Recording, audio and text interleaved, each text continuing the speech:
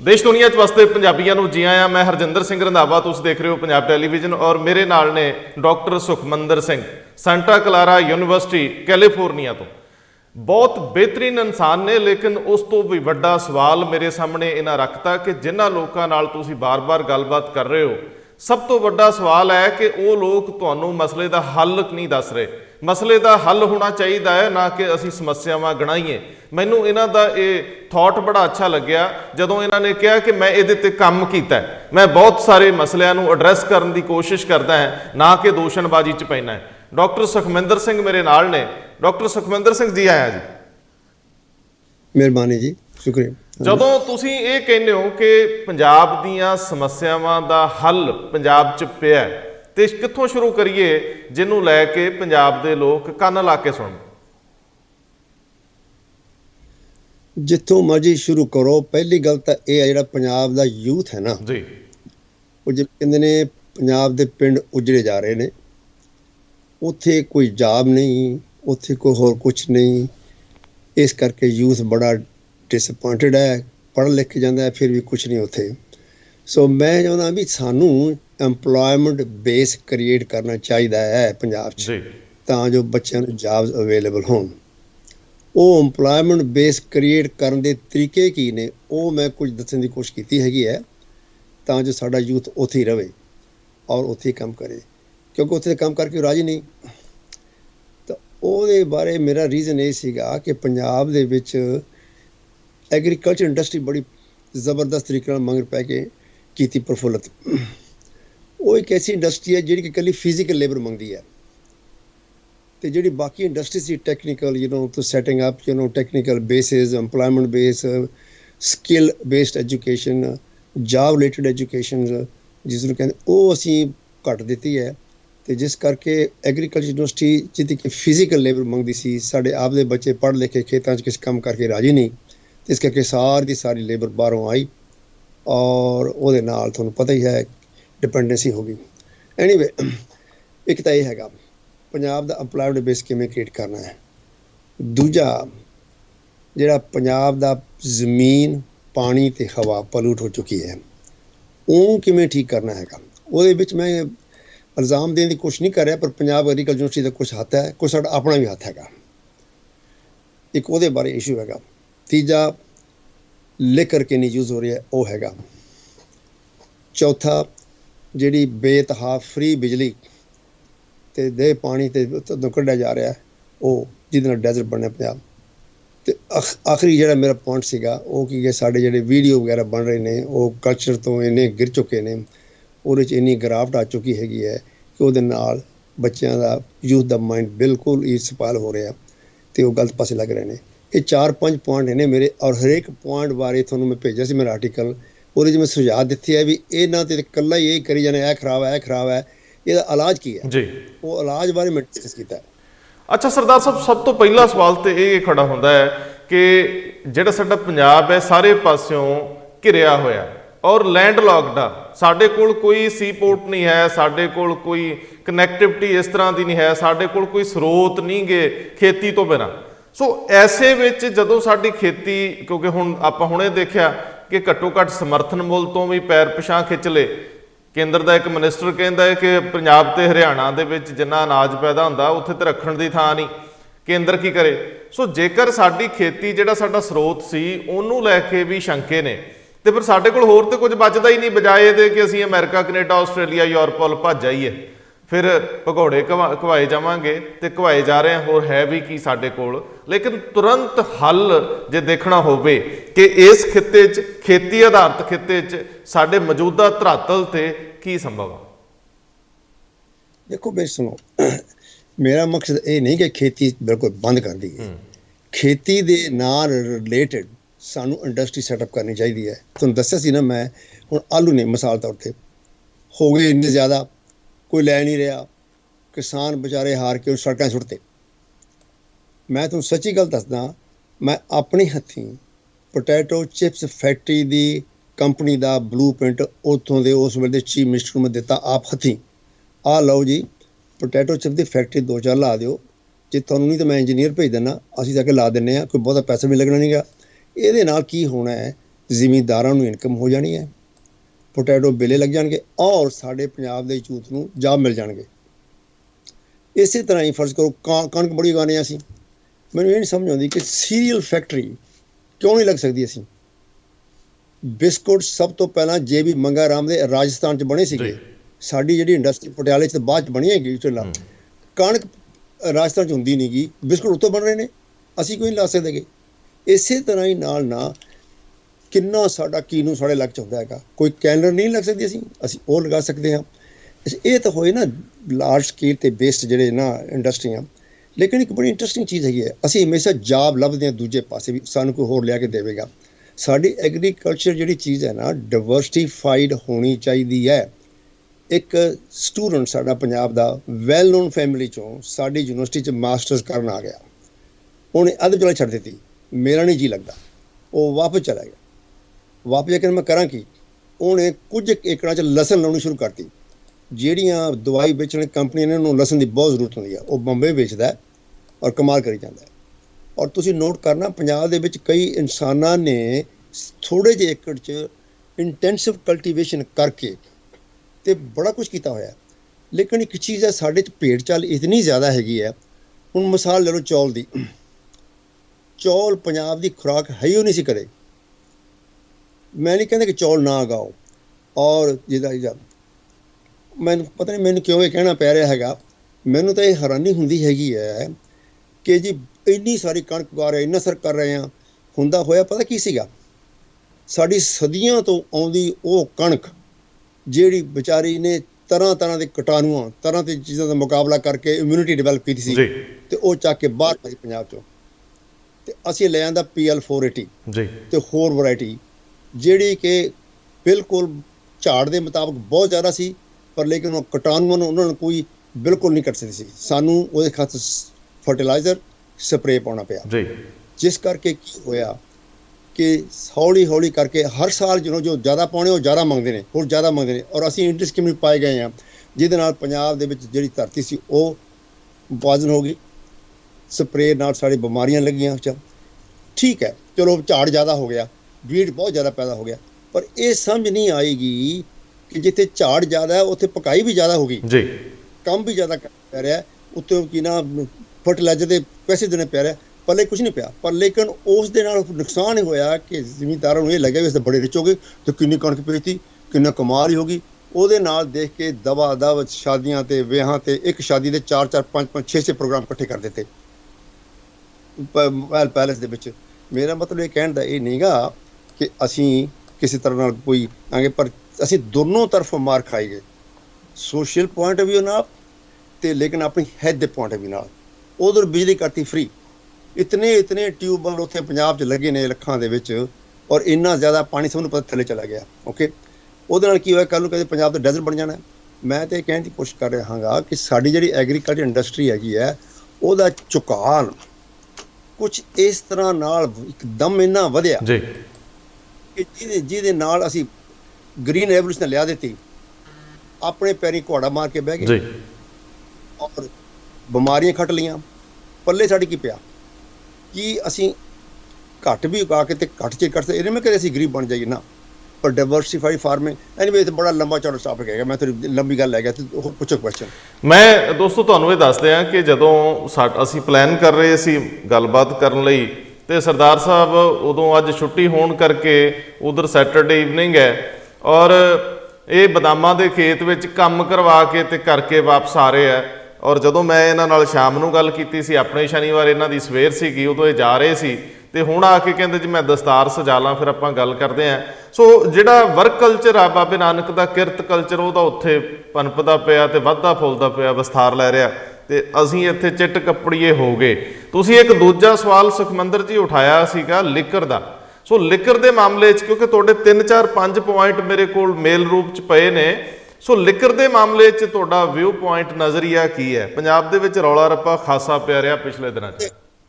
ਉਹਦੇ ਬਾਰੇ ਇਹ ਹੈ ਜੀ ਕਿ ਮੈਂ ਲਿਖਿਆ ਸੀ ਕਿ ਕਿੰਨੇ 1910 ਦਾ ਪਰ ਕਿਹੜੇ ਦਾ ਹੈਗਾ ਡਾਟਾ, ਮੈਨੂੰ ਹੁਣ ਦੇਖਣਾ ਪੈਣਾ ਹੈ ਕਿ ਉਦੋਂ ਇਹ ਡਾਟਾ ਆਇਆ ਸੀ ਲਿਕਰ ਦਾ, ਕਿ ਮੈਂ ਉਹ ਐਕਚੁਅਲੀ ਡਾਟਾ ਕੋਟ ਕਰਨਾ ਚਾਹੁੰਦਾ ਤੁਹਾਨੂੰ। ਮੈਂ ਇੱਥੇ ਕਿਤੇ ਲਿਖਿਆ, ਮੈਂ ਤੱਪਦਾ ਪਿਆ ਜੀ, ਮੈਨੂੰ ਲੱਭ ਗਿਆ ਛੇਤੀ। ਕਿੱਥੇ ਸੀਗਾ? ਕਹਿੰਦੇ ਸੀ ਕਿ 10 ਬੋਤਲਾਂ ਪਰ ਹੈਡ, ਇਹ 2009 ਤੇ 10 ਦਾ ਹੈਗਾ ਸਰਵੇ ਕੀਤਾ ਹੋਇਆ। ਜੀ 29 ਕਰੋੜ ਬੋਤਲਾਂ ਹੁੰਦੀਆਂ ਸੀਗੀਆਂ ਪੰਜਾਬ 'ਚ ਗਜ਼ਬ, ਤੇ ਉਹਦਾ ਹਿਸਾਬ ਇਹ ਸੀ ਕਿ 10 ਬੋਤਲ ਪਰ ਹੈਡ ਹੁੰਦੀ ਸੀ। ਇਹ 2009 ਤੇ 10 ਦਾ ਹੈਗਾ। ਅੱਜ ਕੱਲ੍ਹ ਦੇ ਕੰਕ ਦੇ ਮੁਤਾਬਕ 19 ਬੋਤਲਾਂ ਸ਼ਰਾਬ ਦੀਆਂ ਪਰ ਹੈਡ ਬੀਤੀਆਂ ਨੇ। ਹੁਣ ਮੈਨੂੰ ਤੁਸੀਂ ਇਹ ਦੱਸੋ ਜੀ, ਇਨਕਮ ਹੁੰਦੀ ਹੈ ਸ਼ਰਾਬ ਦੀ ਜੀ, ਸ਼ਰਾਬ ਤੋਂ ਬਿਨਾਂ ਤਾਂ ਰੈਵਨਿਊ ਨਹੀਂ ਬਣਦਾ, ਕੋਈ ਨਹੀਂ ਕਰਦਾ ਜੀ, ਆ ਕੁਛ ਨਹੀਂ ਹੋਰ ਹੁੰਦਾ। ਮੈਂ ਦੱਸਣਾ ਚਾਹੁੰਦਾ, ਬੇਨਤੀ ਕਰਨਾ ਚਾਹੁੰਦਾ, ਮੈਂ ਕੋਈ ਇੰਨਾ ਬੜਾ ਵੱਡਾ ਚੰਦਾ ਨਹੀਂ ਆ। ਤੁਸੀਂ ਸ਼ਰਾਬ ਦੇ ਰਿਲੇਟਡ ਤੁਸੀਂ ਜੇ ਹਿਸਾਬ ਲਾਓ, ਕਿਤਨੇ ਐਕਸੀਡੈਂਟ, ਕਿਤਨੀਆਂ ਬਿਮਾਰੀਆਂ, ਕਿਤਨੇ ਮੁਕੱਦਮੇ, ਕਿਤਨੇ ਹੋਰ ਚੀਜ਼ਾਂ, ਕਿਤਨੀਆਂ ਫੈਮਲੀਆਂ ਬ੍ਰੇਕ ਹੁੰਦੀਆਂ ਨੇ, ਉਹ ਸਾਰਿਆਂ ਦਾ ਹਿਸਾਬ ਜੋੜੋ ਨਾ। ਬਿਮਾਰੀਆਂ ਤੇ ਵਿਹਾਕਲ ਡੈਥ ਐਕਸੀਡੈਂਟ ਦੇ ਖਰਚਾ, ਲੀਗਲ ਕੋਰਟਾਂ ਦੇ ਖਰਚਾ, ਲੜਾਈ, ਫੈਮਲੀਆਂ ਬ੍ਰੇਕ ਹੋ ਗਈਆਂ, ਉਹ ਸਾਰਾ ਖਰਚਾ ਐਡ ਕਰੋ ਨਾ, ਤੇ ਜਿੰਨਾ ਰੈਵਨਿਊ ਪੰਜਾਬ ਗੌਰਮੈਂਟ ਕਮਾਉਂਦੀ ਹੈ ਉਹ ਤਾਂ ਕਿਤੇ ਜਦ ਹੈਗਾ। ਸਾਡੇ ਲੋਕਾਂ ਨੂੰ ਇਹ ਸਮਝ ਨਹੀਂ ਆਉਂਦੀ ਕਿ ਇਹ ਅਸਲ ਦੇ ਵਿੱਚ ਤੁਹਾਨੂੰ ਰਾਬ ਕਰ ਰਹੇ ਨੇ, ਤੁਹਾਨੂੰ ਲੁੱਟ ਲਏ ਨੇ। ਤੁਸੀਂ ਹੋਸ਼ ਕਰੋ ਕਿ ਕਿਉਂ ਨਹੀਂ ਤੁਸੀਂ ਕੋਈ ਮੌਕਾ ਮੋੜਦੇ। ਗੁਰਬਾਣੀ ਦੇ ਮੁਤਾਬਕ ਸਭ ਦੇ ਜਿਤ ਪੀਤੇ ਮਜ਼ਦੂਰੇ ਬਿਰਲ ਪਏ ਵਿੱਚ ਆਏ, ਆਪਣਾ ਪੁਰਾਣਾ ਨਾ ਪਛਾਣੇ, ਖਸਮੋਂ ਧੱਕੇ ਖਾਏ। ਉਹ ਬੰਦਾ ਕਹਿੰਦਾ ਜੀ ਕਿਸੇ ਨਸ਼ੇ ਬਾਰੇ ਕਿਹਾ। ਮੈਂ ਕਿਹਾ ਗੁਰੂ ਸਾਹਿਬ ਨੇ 362 ਪੰਨੇ ਤੇ ਜੇ ਗਿਆਨ ਕਾ ਗੁੜ ਕਾ ਗੁਪਤ ਨਤਾਵਾ ਕਸ ਕਰਨੇ ਵਿੱਚ ਪਾਈਏ ਵੀ ਐਂ ਕਰੋ, ਸੱਕ ਲਿਆਓ ਤੇ ਗੱਲ ਕਰੋ। ਜਿਵੇਂ ਛਪਾਰ ਕੱਢੀ ਨਾ, ਉਹਦੀਆਂ ਅਨਾਲੋਜੀ ਦੇ ਕੇ ਸਾਫ਼ ਕਿਹਾ ਸੁਣ ਪੜਤੇ ਜੋਗੀ ਜੂਏ ਜਨਮ ਨਾ ਹਾਰਾ। ਗੁਰੂ ਸਾਹਿਬ ਨੇ ਡੰਕੇ ਦੀ ਚੋੜ ਨਾਲ ਪਹਿਲੇ ਗੁਰੂ ਨਾਨਕ ਸੇ ਕਿਹਾ ਹੋਇਆ। ਤੇ ਅਸੀਂ ਕਹਿੰਦੇ ਯਾਰ ਸਿੱਖੋ ਸ਼ਰਾਬ ਨਹੀਂ ਪੀਂਦਾ ਤੂੰ, ਅਸੀਂ ਕਿੱਥੇ ਬੈਠੇ ਆਂਗੇ। ਮੇਰੇ ਸਾਰੇ ਗੁੱਸਾ ਆ ਰਿਹਾ ਇਸ ਗੱਲ ਦਾ। ਬੜੇ ਲੋਕ ਮੇਰੇ ਜਾਣਗੇ, ਕਹਿੰਦੇ 85 ਬੰਦੇ ਟਲੀ ਹੋਏ ਹੁੰਦੇ ਨੇ। ਗੁਰੂ ਸਾਹਿਬ ਨੇ ਕਿਹਾ ਧਨ ਸੁੱਤੀ ਫਿਰ ਜਗ੍ਹਾ ਤਾਤਰ ਜੋ, ਵੀ ਜੇ ਤੁਹਾਡੀ ਜਿਹੜੀ ਸੁੱਤੀ ਪਈ ਮੇਰਾ ਖਸਮ ਆ ਰਿਹਾ, ਪਰ ਉਹ ਤਾਂ ਬੇਹੋਸ਼ ਹੋ ਸੁੱਤੀ ਪਈ ਹੈ। ਅਸੀਂ ਬੇਹੋਸ਼ ਹੋ ਬੈਠੇ ਹਾਂ ਨਸ਼ੇ 'ਚ। ਸੁੱਤੇ ਬੰਦੇ ਨੂੰ ਜਗਾਇਆ ਜਾ ਸਕਦਾ ਹਿਲਾ ਕੇ, ਬੇਹੋਸ਼ ਹੋਏ ਬੰਦੇ ਨੂੰ ਹਿਲਾਉਣਿਆ ਉਹ ਕਰ ਵੰਦਾ ਤੇ ਫਿਰ ਉੱਠ ਕਹਿੰਦਾ। ਇਹੀ ਕਾਰਨ ਹੈ ਕਿ ਸਾਡੇ ਤੇ ਨਾ ਗੁਰਬਾਣੀ ਦਾ ਕੋਈ ਅਸਰ ਹੋ ਰਿਹਾ, ਨਾ ਕਿਸੇ ਅਸਰ ਹੋ ਰਿਹਾ। ਅਸੀਂ ਅਸਲ ਦੇ ਵਿੱਚ ਨੀਂਦ ਬੇਹੋਸ਼ੀ 'ਚ ਤੁਰੇ ਫਿਰਦੇ ਹਾਂ ਨਸ਼ੇ 'ਚ। ਪਲੀਜ਼ ਜੇ ਕਿਤੇ ਕਹੋਗੇ ਨਾ ਤਾਂ ਮੈਂ ਸਖਤ ਲਫ਼ਜ਼ ਨਾਲ ਕਹਿਣਾ ਚਾਹੁੰਦਾ। ਕਿਸੇ ਬੰਦੇ ਨੇ ਕਿਹਾ ਸੀ ਕਿ ਮੁਸਲਮਾਨਾਂ ਨੂੰ ਮਾਰ ਗਿਆ ਤਵਸਬ, ਹਿੰਦੂਆਂ ਨੂੰ ਮਾਰ ਗਿਆ ਸੀ ਜਾਤ ਪਾਤ, ਤੇ ਪੰਜਾਬੀਆਂ ਨੂੰ ਸਿੱਖਾਂ ਨੂੰ ਮਾਰੀ ਹੁਣ ਸ਼ਰਾਬ। ਪਲੀਜ਼ ਮੇਰੀ ਹੱਥ ਜੋੜ ਕੇ ਬੇਨਤੀ ਹੈ, ਇਹ ਇੱਕ ਐਸੀ ਚੀਜ਼ ਕਰਕੇ ਬਹਿ ਗਏ ਹੋ। ਮੈਂ ਤਾਂ ਹੈਰਾਨ ਹਾਂ ਕਿ ਜੇ ਠੇਕੇ ਖੋਲ ਦਿਓ ਜੀ, ਇਹ ਖੰਡ ਖੋਲ ਗਏ ਜੀ ਪੰਜਾਬ ਦੇ ਵਿੱਚ। ਕਹਿੰਦੇ ਜੀ ਬੰਦ ਕਹੋ ਜੀ, ਫਿਰ ਸ਼ਰਾਬ ਦਾ ਬੰਦ ਕਦੇ ਹੁੰਦੀ ਨਹੀਂ, ਉੱਧਰੋਂ ਆ ਜਾਊਗੀ, ਘਰੋਂ ਕੱਢ ਲੈਣਗੇ, ਉਹ ਕਰਨਗੇ। ਠੀਕ ਹੈ, ਨਹੀਂ ਹੁੰਦੀ, ਕਿਉਂਕਿ ਤੁਸੀਂ ਡੱਕੇ ਮਾਰਨੋਂ ਰੋਡ ਨੂੰ ਸੋਮਾ ਇਹਦਾ ਮਾਰ। ਕਿਉਂਕਿ ਪਾਣੀ ਵਗੀ ਜਾਂਦਾ ਨਾ ਜਿੱਥੋਂ ਆ ਰਿਹਾ ਉਹਨੂੰ ਨਾ, ਜਿੱਥੋਂ ਨਿੱਤ ਰਿਹਾ। ਸਾਨੂੰ ਇਸ ਹੱਦ ਦੇ ਵਿੱਚ ਆਉਣਾ ਪੈਣਾ, ਸੋਚਣਾ ਪੈਣਾ। ਕੋਈ ਇਹਦੇ ਨਾਲ ਉਜਾੜਾ ਹੋ ਰਿਹਾ।